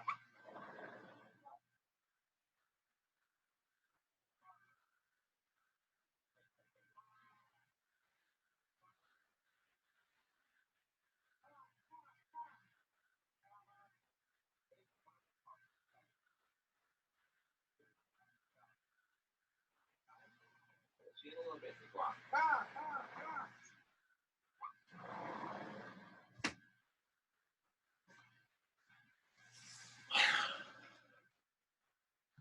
All righty, I was just talking to the crows out there. Speaking of collective intelligence, so I'd like to, shall I screen share what you put up there, Emery? Let me go ahead and do that. So this is this Wakelet link, and it says, hold on of my collections. Sign up to Wakelet and you can revisit Emery's collection whenever you like. All right, that's good to know. So these are Brett's hold-ons. Where do we start? Sorry, Emery's hold-ons. Emery, where should we start? Maybe okay, you got a number of people here. Collective Intelligence Block Party. Let's click on that. So it's a link. It's a link. It's basically that was just a hyperlink okay. to the right, was it? Or and now there's like other wavelets according to this to the block party page. Is that what's going on? Apparently, yeah. Well, I don't know. Or is it an overview? So I'm wondering if that was copy and pasted in, or if it ripped the information off the website, like when it does that. Yeah, I don't know. Let me go back to the first page. So it was here. I clicked on that. So Emery, do you want to give us some guidance here? What should we click on? Kind of give us a little tour here. An overview. So this is like a visual bookmarking system so far, right? I mean, that's what I would. Yeah, it's collection. So each of these is a different collection. So let's go to the Guy McPherson collection, for example. We click on that. It opens up a new tab, and there's Then it would have. And it's got. It would have a. Yeah, it's like a visual bookmark manager so far that you can share with other people. Yeah. All right, that looks good. Right. So if we had videos with me and you talking about veganism, and we had articles about veganism, we could bookmark them all here, and then like on your WordPress page, we could have the sort of the wavelet link, which might be a more easy visual way for people to see or at least a complementary visualization of the info. Yeah, totally. And one thing that's part of Wakelet, and Sweetheart, let me know if I'm correct on this. So Flipgrid is a part of Wakelet? Oh, okay. That's what I understood. I think I heard that maybe from Nolan. But this is the kind of thing I needed. I just needed something. I didn't have a context, so this is helpful. Hi, Brett. Hi, Emery. Hi, Nolan. Hi, Dot. Hey there. Oh, hi, Guy McPherson. No, that's not. I just kidding. Okay. How are you guys? Everybody doing good? If you're doing good, give me a thumbs up. If you're doing bad, give me a thumbs down. If you don't know, give me a thumb sideways. Awesome. Somebody's got to be the rebel. We love you, rebels. Yeah, so Flipgrid. I've used Flipgrid. It's really fun. I think it was created for educators. They use it in high school a lot with students, probably middle school. And it's real visual. And I've actually set up a Flipgrid. Maybe we could share mine. But what you do is you do recordings that I think can go up to like 1 minute, or maybe it's 3 minutes. Just show us. It'd be better, yeah, if you got it. I have to find it and all that. So Okay. another time. Like yeah. Okay, well, in the meantime, why don't I just go on YouTube and look for Yeah. Wakelet Yeah. Flipgrid demos and just see what comes up. I'm just gonna talk for a sec while you do that, Jamin. Please, Brett. Yeah. I'm gonna have to check out soon, and hopefully I'll come back. So as far as the WordPress site, Jamin, I'm real big on like, let's go for it. Like, you have a clear idea of something. I always believe in version 0 of something compared to nothing. So I will throw my hat into the ring to say I'm ready to contribute and help the cause in a few different ways. One, I like to edit documents. I like to write short copy. I like to organize things. I don't like building WordPress sites. So I'm not going to be the one. I won't be able to help actually build the WordPress or find the plugins and stuff. That some other people we have to find, or some of you. But I will be more than happy to help you either with the taxonomy of it, or categorizing, or thinking about how to do that, and actual inputting of data, or I'll put conversations, I'll do bookmarking, but I just don't want to do any kind of website development side. So that's out there. That's my offer. I'll do it anytime. Like, I don't know, I could probably get a lot done even just 1 hour a week, 2 hours, by contributing, knowing what to contribute. I'm sure I can. That's a help, and that I'm down for that. I just want to put it out there, and I would advise a few people to just, like you're saying, Jamie, when you feel confident that it's like a website to start, maybe using some of whatever it is, just make the decision and like, let's do it. As far as what I would want to do it, like, I want to see it. I want to have the experience of what you're saying, and maybe we start slow so we can change it quick if it's not working. But let's get that page, person, whatever, like you said, what does it look like? Is it just, I don't care. We can get old videos of the block party. Some of us could have videos related to our projects that we can use. I mean, just to start filling up the data a little bit so we get a sense of what does it look like when you come to that. So I'm down for that, and just let me know. Love it, Brett. You're totally speaking my language, and I'm exactly the same spirit here. Let's start. If it's simple, great. Simple is good. But let's just. And if I knew how to do WordPress quickly, if I was an expert, I would 100% do it for us. Like, I just don't know. No, it means I have to relearn it, and I don't remember. That's just going to take way too much of my energy. No, don't worry about that. Let's all focus on our highest and best use. Yeah. We've got other folks we can tap to do the WordPress build out. Cool. But part of my vision for how we can actually get this thing started, and Nolan and I were talking about this on an interview we did with Sailesh on Wednesday on his climate healers, Corona healers efforts. But we could start it out so simple. So here's like a and I want to get to the Wakelet stuff, but since we're on this topic, here's kind of my idea for how we can start out simple. Suppose we start with the 25 topics on the topic map, just for starters. And that's all we got. And so we got a WordPress page, and there are these 25 different icons. And you can click on any one of them. And that's it. You click on one, and there are conversations on that topic, period. So we don't even try to do conversations as mashups of different topics. We save that for the next version. And we can do a version every couple of weeks. So this can happen very quickly. But for starters, what's the minimum viable product? Imagine just simple.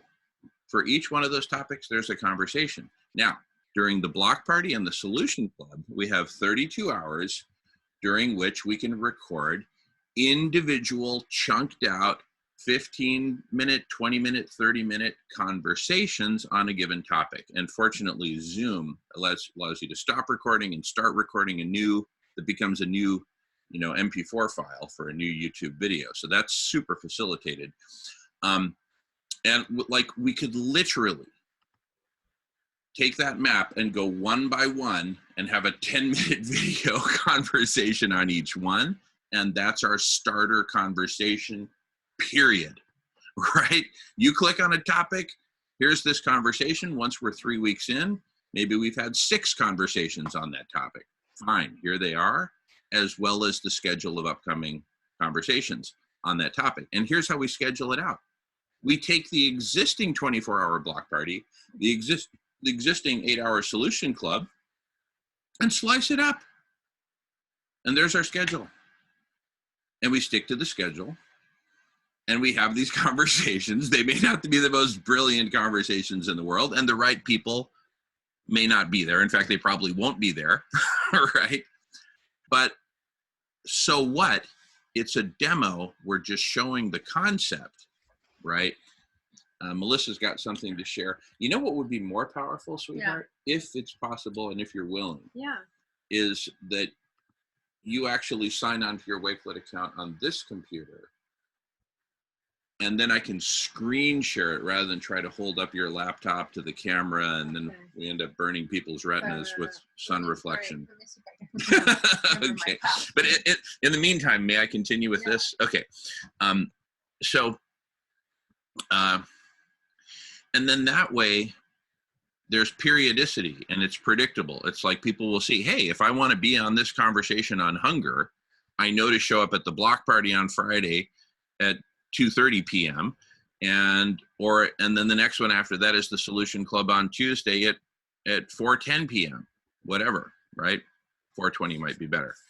And then voila, there it is. There's the calendar. So each topic is its own little thing, and it's got its own calendar, and it's got its sequence of recorded videos. I call it a series of conversations. And voila, all right?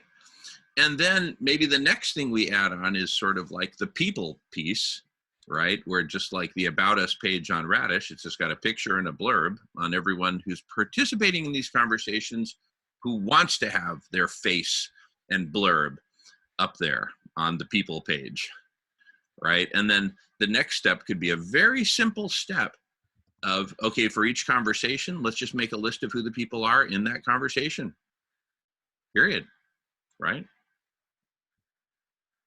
And then you can kind of click on a person. Oh, Brett looks interesting. Let me click on him. Oh, he's in these conversations. Great. Let me click on this one and listen to Brett in action talking about this topic that I'm interested in.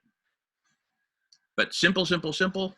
We start with one page, all these topics, each one's clickable.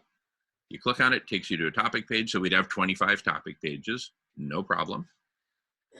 Put a description up there for each. Let Brett let you edit those, right? Because that's the text part. And I'll focus on scheduling each and every one of those topics into each and every meeting, block party and solution club. So twice a week, minimum, we have new fresh recordings on each of those topics. Okay, Melissa just sent me a link. And did you find your login and password and whatnot? Well, I'm not signed into anything actually, but I'll go ahead and click on it. I'm giving you permission to enter my Flipgrid. So okay. I believe if you click on that, you will be in. Okay. It's a trial. Okay, fair enough, sweetheart. I'm going to, anyway, feel free to talk while I'm pulling this thing up. And Melissa sent us a link with her Flipgrid. We can check that. Okay.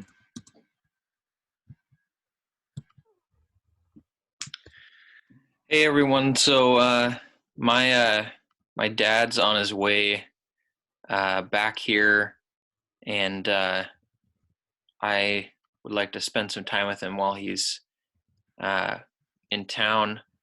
So I'm gonna split off here, but Jamin, maybe we can communicate outside of Zoom and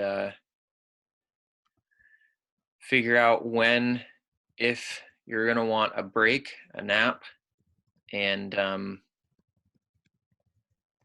we'll work it out. Yeah, sounds great. Let's just communicate via text message message in the meantime, and we'll get it all sorted out. No problem. And best to your dad. Look forward to seeing him, and we'll talk soon. Enjoy. See you, Nolan. All right. Thank you. See you guys. See you soon. Have fun. All right. And sweetheart, when I click on the link that you sent, it takes me to a thing that says Flipgrid Art Lab Creative Fun by Melissa Koch. But for me to go any further than this big purple screen, it says enter user ID / username or scan QR code. And I have none of the above, so I can't go any further. But let me, oh, you'll give me the code. Okay, so Melissa's gonna give me a code. Okay, wait a second. Let me just bear with me while I sign into Melissa's thing. Okay. If any of this is secret, let me know so I can. Yes, it is. Okay, I'm gonna. Okay, wait a second. I'm gonna mute. I'm gonna mute. I'll be right back, everyone. I'm just logging in here.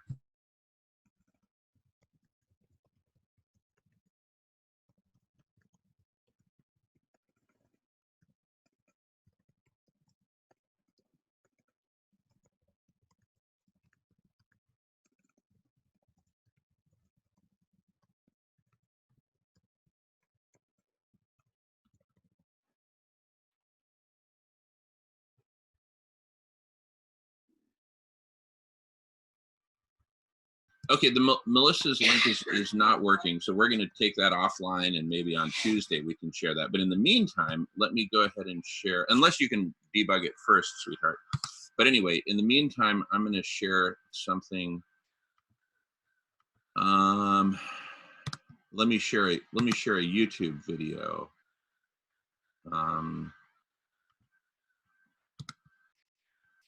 And let's just get a little introduction to this whole Flipgrid thing. Adding a Flipgrid video Wakelet series. So there's a series on Wakelet. Where do we start? Well, let me just start with this one and see what it looks like. 3-minute video. Let's see here.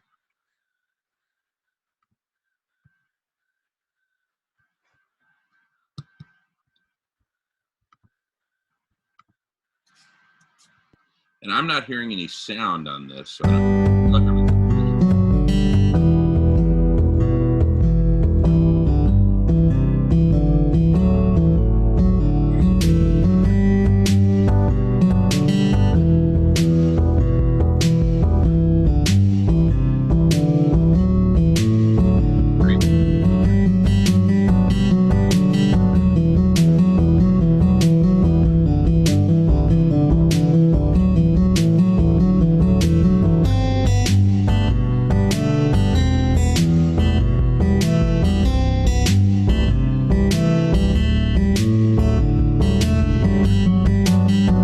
Okay, this looks like we're probably need to start with something more basic. You want to just research it together later and then show them another time? I definitely do. And in the meantime, I also want to just scan through these videos that we have here right now. Let's see. And just So Flipgrid was essentially a way to record videos and share them for like usually educational purposes. Is that what that mean? Melissa's going to come talk Okay. about it. Or I guess you could just hold up your laptop. Yeah, I mean, I can show. It's easiest. I'm sorry, I can't access this particular one. I can share with you this way. It's a remote. So here's Flipgrid. I was in something called the Teaching Artist Training Lab. This is their introduction. Here they've set up a place where you can comment.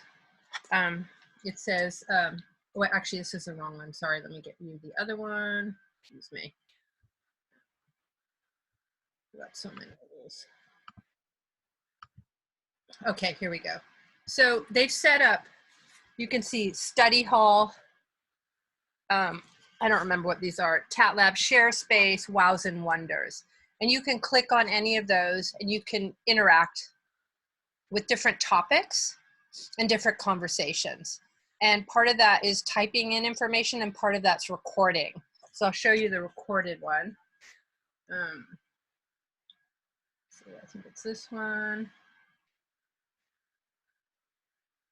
So you can see here, I clicked on the TATLab Share Space. Takes us here. Scroll down and here are some recordings that people will have made. So let's play one of those. This is one of the students. Then she's made a recording. Cat's making sweet biscuits on it. So she's sharing that, and then people could comment on what she's saying. And you can build conversation through these quick videos. And that interacts with Wakelet in a specific way. I don't know about the Wakelet. We didn't use that. So it seems like that would be a possible complementary tool where if someone sees a conversation that they like, they could record a one-person video as a response, because some people like to hear things, and then there could be a thread instead of an old-fashioned forum all the time. Exactly. So yeah, if you could integrate or have a link to Flipgrid somehow with that WordPress site, that could work. Yeah. And then Wakelet should be able to create collections of all those different contributions into categories. Yeah, exactly. So I'm going to click on me here. Okay, these are our, we had to look at people's work and comment. So this is me. My wow is how much I've learned in TATLab. Thank you all. I feel so much richer. That was me, but I'm trying to find the one where people commented on each other's, because that was really excellent. You can see here, it's got topics, so you can click on that. All right, it's hard doing it this way. And then we've got a list of topics that you can enter.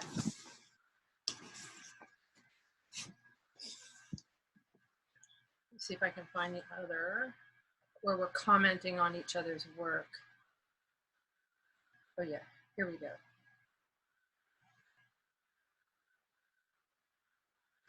Okay, here's mine right here.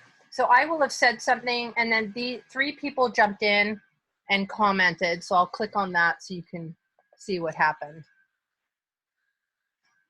Hi everybody, Melissa here. I'm in my studio and I have been doing the reading that we were assigned, and I would like to I'm going to click on her comment on my phone. Hi Melissa, it's Rachel. I just wanted to say that I love all the art that you do with your students. I want to be one of your students so bad. Every time we chat on the Greenhouse Club chat, you're always doing something amazing. So I really love to just. Hi Melissa. Oops, it's not that. This is Meredith, and I don't like seeing myself in selfie videos. So these people all commented on my little video clip. With my scroll. Because I was inspired by your. It's really dark where I am, so I'm just acknowledging that. But I liked the fact that your students were allowed to experiment with different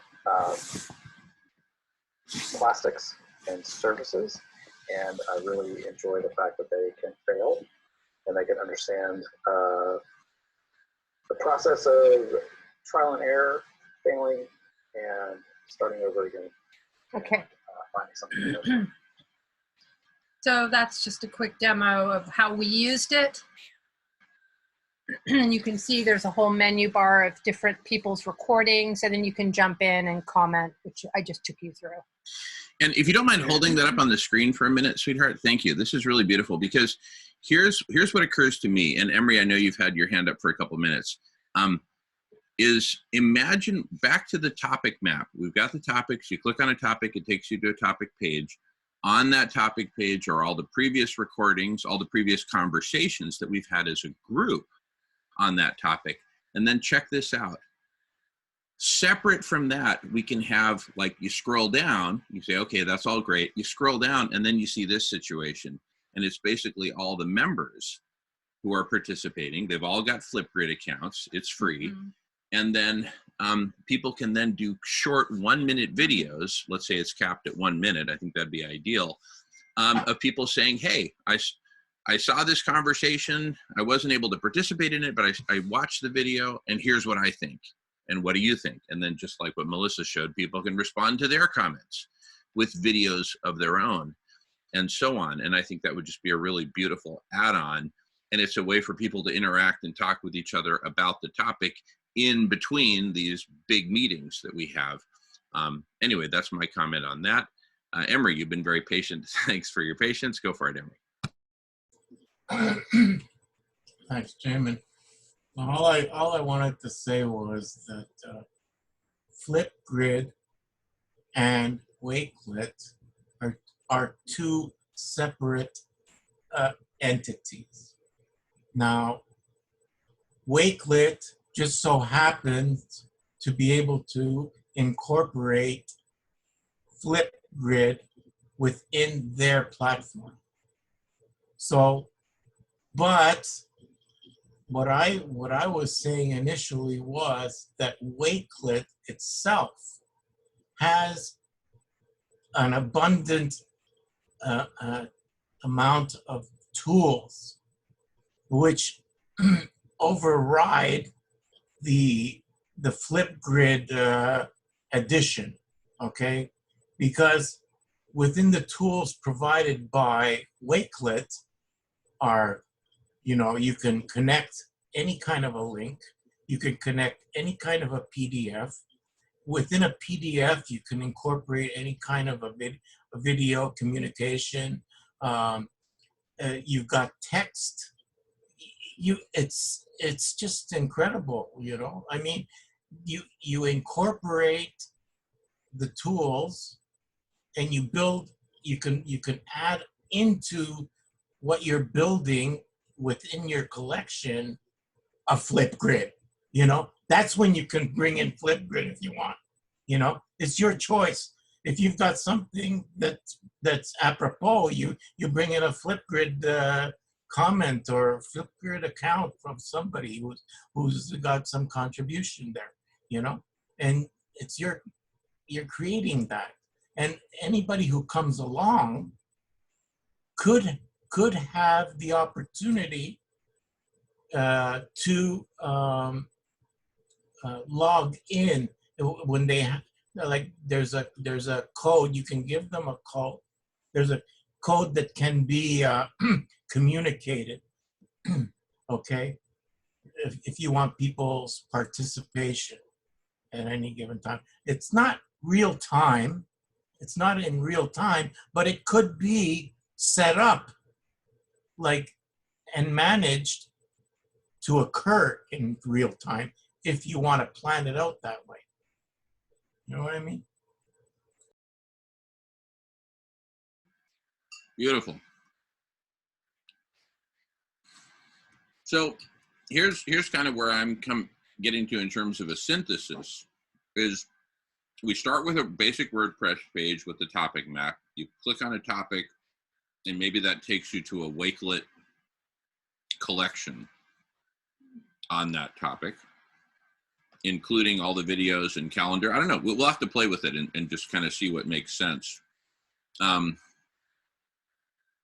But of all the things I've seen so far, I like what you're saying, Emery, about Wakelet being able to upload any kind of artifact, any kind of document or video or anything. Yeah. Total flexibility. Love that. And so, because then,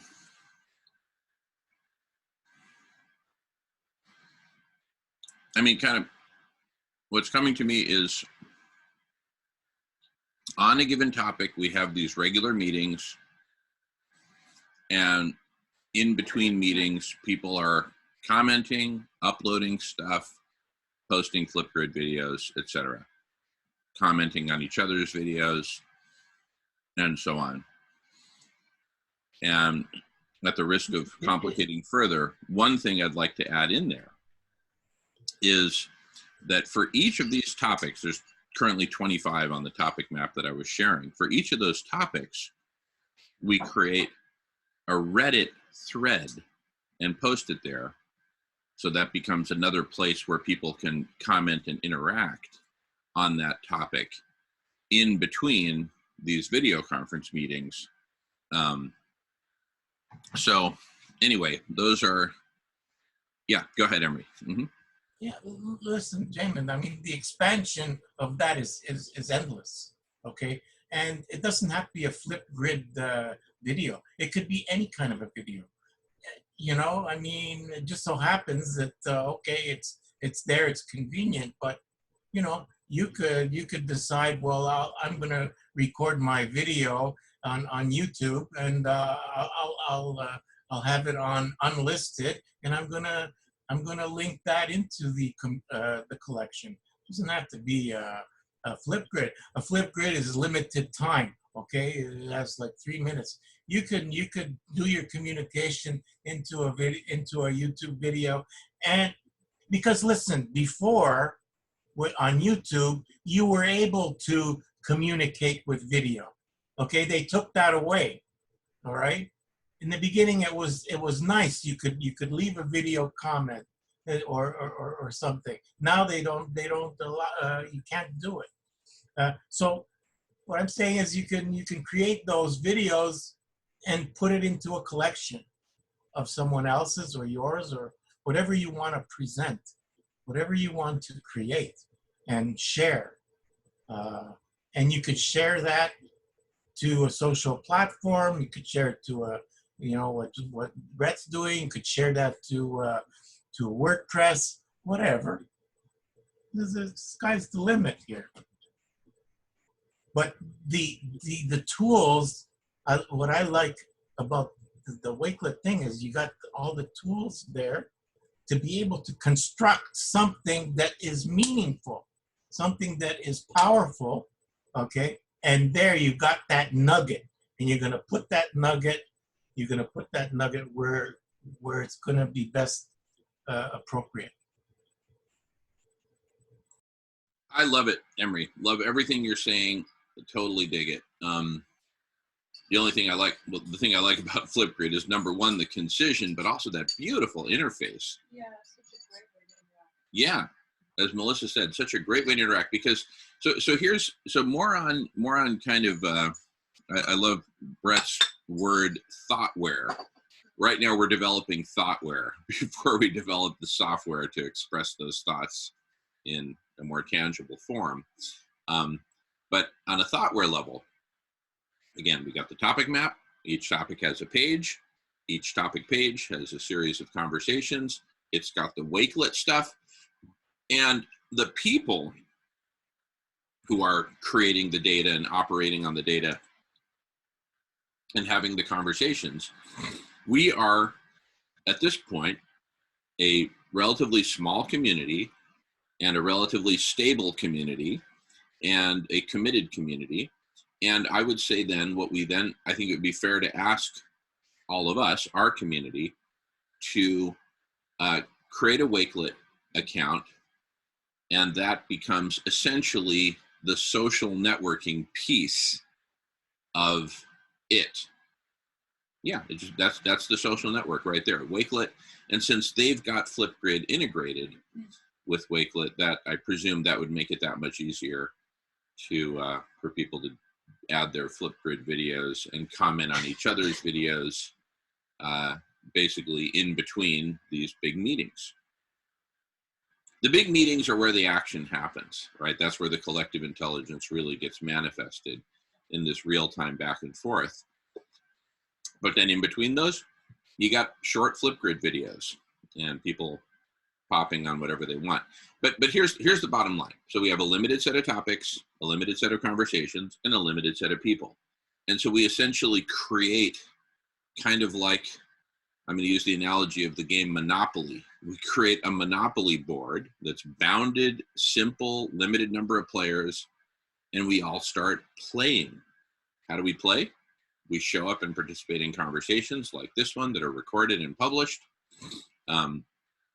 We participate in between with Wakelet comments and uploads and Flipgrid short videos. And then in addition, there's a Reddit thread for each one that we participate in. And one of the really cool things about that is this then opens it up, at least gives access to the rest of the Reddit community to come participate in these conversations and see that we have live video conferences on a regular basis on these various topics. Yes, Emery.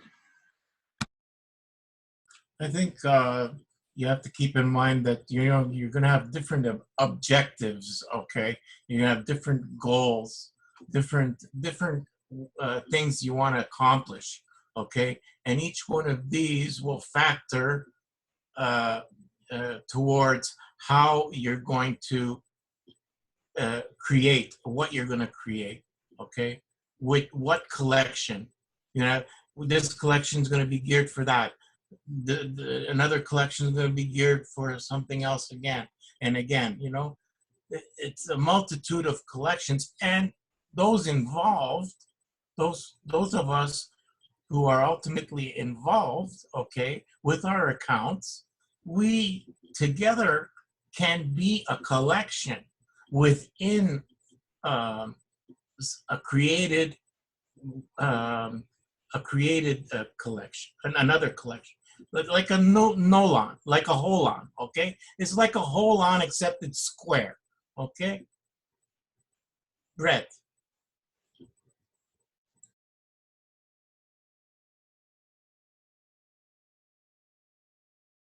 Yeah, I'm listening.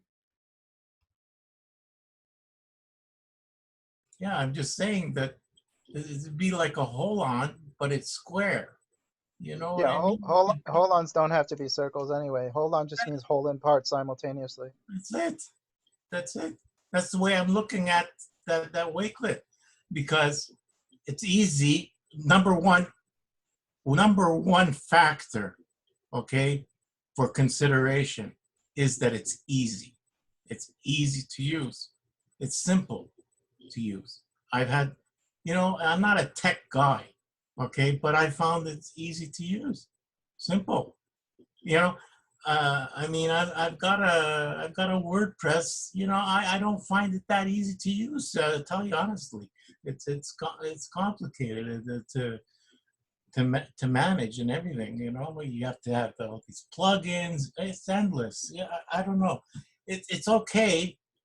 It's okay if to be able to be recognized by Google. Yes.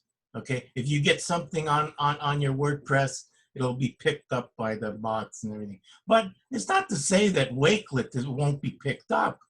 I mean, I've done things on Wakelet. If I do a Google search, it'll pop up. It'll show up. So on a larger scale, once you begin to integrate the efforts and what you've created, your creations, once you start that rolling, okay, it'll be picked up. It's not going to happen overnight, but once everybody contributes and puts their adds to it, it's going to be more and more powerful. Start somewhere. I'm gonna use my own bootstrapping selfish needs. I'm gonna go to Wakelet and see if I can create an expression for our project, because I didn't know you can add PDFs and all sorts of stuff. So I'll use it. I'll just try it in that vein because it's good for my team if I can do something, and then that will help me understand how it actually works and how it can benefit everyone. I mean, the super collective intelligence, but it gives me the sort of natural inborn oomph to learn something new, which I admit, like everyone else, sometimes feels a little bit overwhelming. Yeah, totally. And that's, that's part of the challenge of this moment in history, is just this endless stream of different web services, and which one do you invest in. But Um, I and this is yet one of the cool things about the block party, because we've been talking about these different platforms on block party meetings, and it feels like we're finally starting to converge, right? We're like a bunch of monkeys. I think we should go to that patch of coconut trees over there. Others are saying, no, the banana patch over there. You know, and we're just kind of monkeying it out. I'm You're the monkey, so I can talk about monkeys like that. We monkey it out until we basically say, okay, we got consensus, let's go. And it's feeling like we're getting consensus to check out the freaking Wakelet and Flipgrid combo. So what's coming to me is, we use WordPress for what it's good for. We create the home page exactly as we want it. We've got about us and all this stuff. And we build that out for Snackbar, which is actually snack.bar is the extension. So we got the topic map. You click on it. When you go to a topic page, that's where we'll insert the Wakelet and Flipgrid stuff, and we'll figure out how to configure that appropriately. Nolan's very good at WordPress. So is Michael Gaio, who will probably be on later today. I'd like to add something when you're done. Please, sweetheart, go right ahead. Yeah. So the other thing I just wanted to add is that it's so important for us to enter a space of playfulness. We're all work, you know, and this is all heavy stuff and serious and challenging times, and we want to make a difference. But I think to balance all of that, it's really important to do playful things together. And that's why I like Flipgrid, is because it's kind, it's collaborative, it's creative, and it's playful. And a lot of invention can come out of playfulness and creativity. And so I think any tools that can balance this other kind of more yang approach or male approach, I think could be really useful and make it fun. We've got a lot of time now. We don't know what the end zone looks like. So I think that's really important. It's like taking walks, you know, those are really important to do to air ourselves, you know, and connect with nature. So I just wanted to add that. Beautiful. Love it. Yeah, I really love what I've seen on Flipgrid. I mean, it looks just like, wow, so cool. And when Melissa was doing her Tat Lab training, she'd shown me these videos, and it just nails it. So the fact that Wakelet and Flipgrid are integratable, easily integratable, is super cool. In fact, what's occurring to me is, yeah, go ahead, Emily. Yeah. Mm-hmm.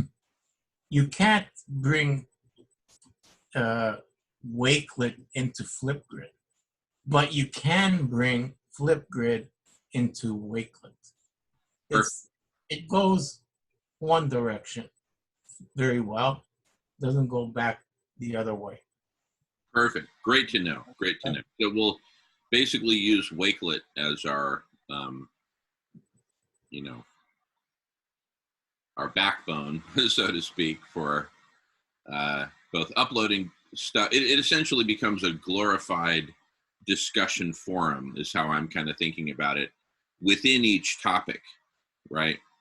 And another advantage of Wakelet actually is that people could branch off and create subtopics, Wakelet style, and say, hey, here's Emery's collection on this topic. Check it out, right? Somebody clicks, checks it out. Well, that's interesting. And therein there might be a video, a Flipgrid video that Emery has uploaded, and says, hey, please comment on this. Love to hear your thoughts. So, you know, let's play with it is the bottom line. I think we've got a really good starting point here.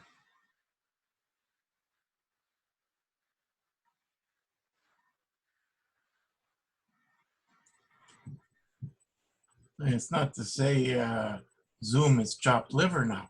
You know, Zoom, we got a big piece of the pie here on Zoom, right? But there's a way of putting the Zoom into Wakelet as well. Exactly. Yeah. So for me, the mental model is WordPress is our big container, homepage map, etc. It's also our container for individual topic pages.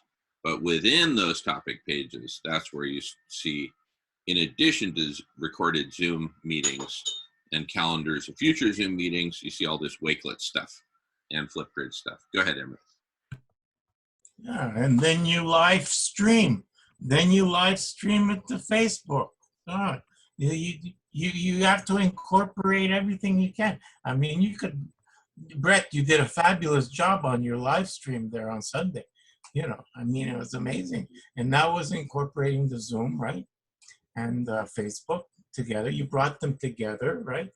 It was good. I mean, the communication, the chat thing may not be as efficient as one may want, you know, because you have to spread yourself pretty thin, right? But when you're engaged on the Zoom with multiple you know, personalities there, that's fine, and you're live streaming. But you could also live stream other things because you can share the screen, and once you share the screen, you have a far reach. You have a very far reach once you start sharing the screen, because then you bring in the Wakelet, then you bring in the Flipgrid. You could bring in all sorts of things at that moment, right?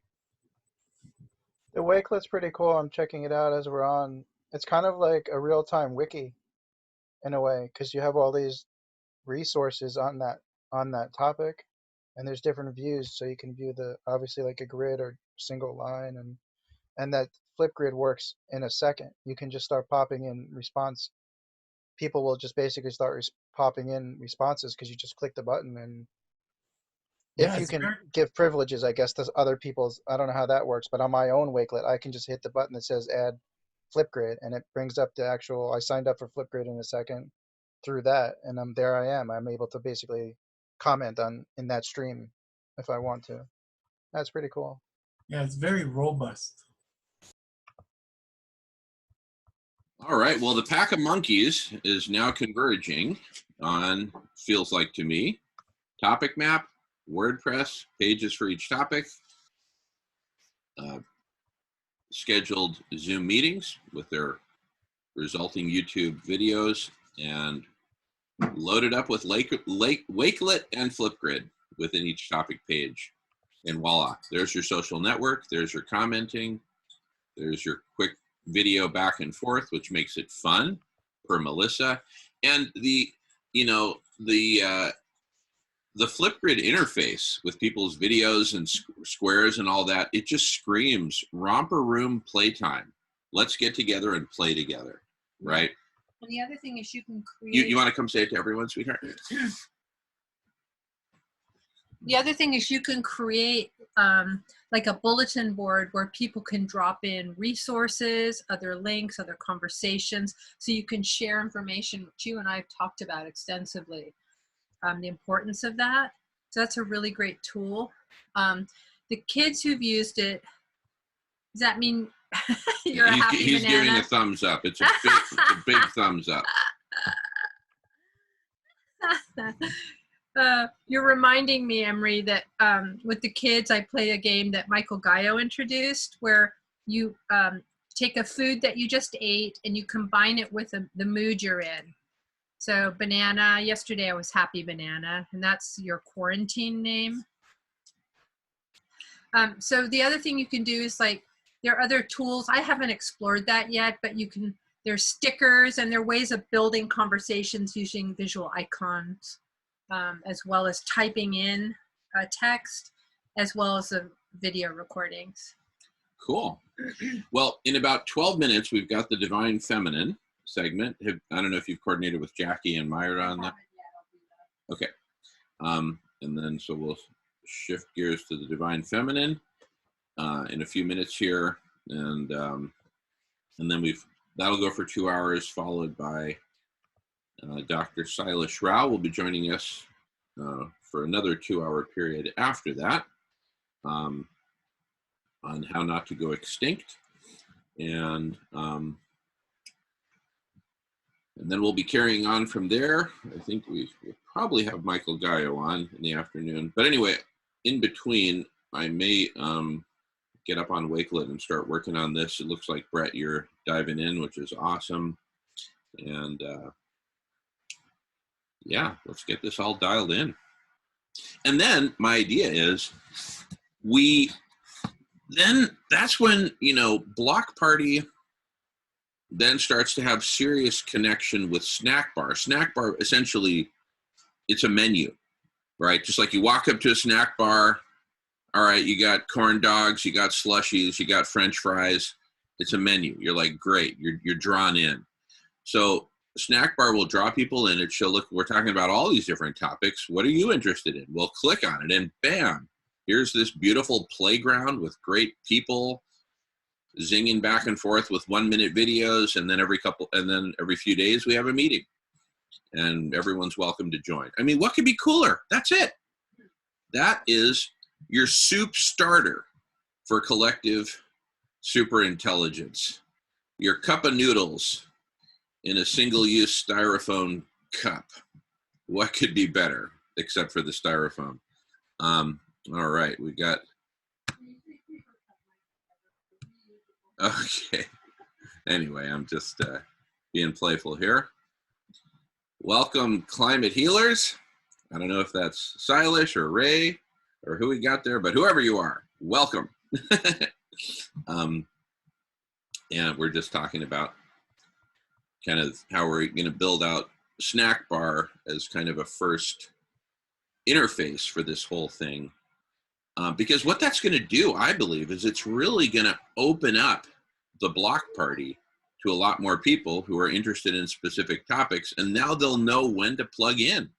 Hey, if I want to talk about this topic, I know to show up at this time, right? And then I'm a part of it. And then, of course, once they start participating in conversations, they can get into Wakelet and Flipgrid and participate more and invite their friends. And, of course, among the many conversations we'll be having, we have new map conversations that basically say, look, all this topic map, Wakelet, Flipgrid, this is all great for starters. And let's build from here, and here's where we're building to. There's this new map vision. And Brett, at this thoughtware level, not software, but thoughtware, you can show the software you got and express your thoughts as to where we need to go from here. And that way you take us all along with you. So I have to run. It's 5 here, and we've got to do our weekly, I think, shop at the right hour, hopefully, to get in and out of the store once. It's kind of wacky around here with the way that all is happening. So it's great to see everybody. Great to be part of the conversation. Love you all very, very much, and see if I can tune back in later. If not, have a good another 15 hours, 17 hours. actually, 21 more hours to go. Only 21. Not so bad. And have a great time with Sailesh. So take care, everybody. Drop in later. Great to see you, Brett. Love you, bro. Great stuff. Bye. Look forward to seeing you soon. All righty. James, great to see you. I know you've been listening in. Love to hear your thoughts on all of this. Whenever it's good for you, no hurry. I'm still not, it's Ray. Ray is our climate healers guy. Welcome, Ray. Welcome back. We're talking about WordPress and Wakelet and Flipgrid and how to incorporate it all together to build out Snack Bar as kind of the interface to all these meetings, not just these that we're having on Block Party and Solution Club, but all the meetings, including all the vegan meetings that want to be up there that are publicly available and all that. James, were you waiting to comment? Love to hear from you. If you are, otherwise, no, certainly no hurry. No, you're grand. Carry on, Jamin. I was just engrossed in all what was being said. You know what I mean? I'm not too tech savvy myself, so I was just listening and engrossed in it. So carry on. Okay, wonderful. And that's actually a super valuable thing. Just you're listening and taking it all in and being, part of the hive mind is super cool. All right, we're 7 minutes away from top of the hour. Did you talk with Jackie? They're on. They're just getting ready. They're getting ready. Okay, good. So we'll have the Divine Feminine starting in a few minutes. And how are the crows doing, sweetheart? Everybody's super happy. We've got the rabbit, the crows, the squirrels, the chipmunks. Mm-hmm. Everybody's having a party. All the Cool. little birdies. Awesome. It's really cute. I'm just going to go grab a cup of tea before that starts on that. Oh, me too. Perfect. Good idea. In fact, shall we have just kind of like maybe a little pause? I'll pause recording. Yeah, I'll pause recording, but we're all here just kind of hanging for the next few minutes until the top of the hour.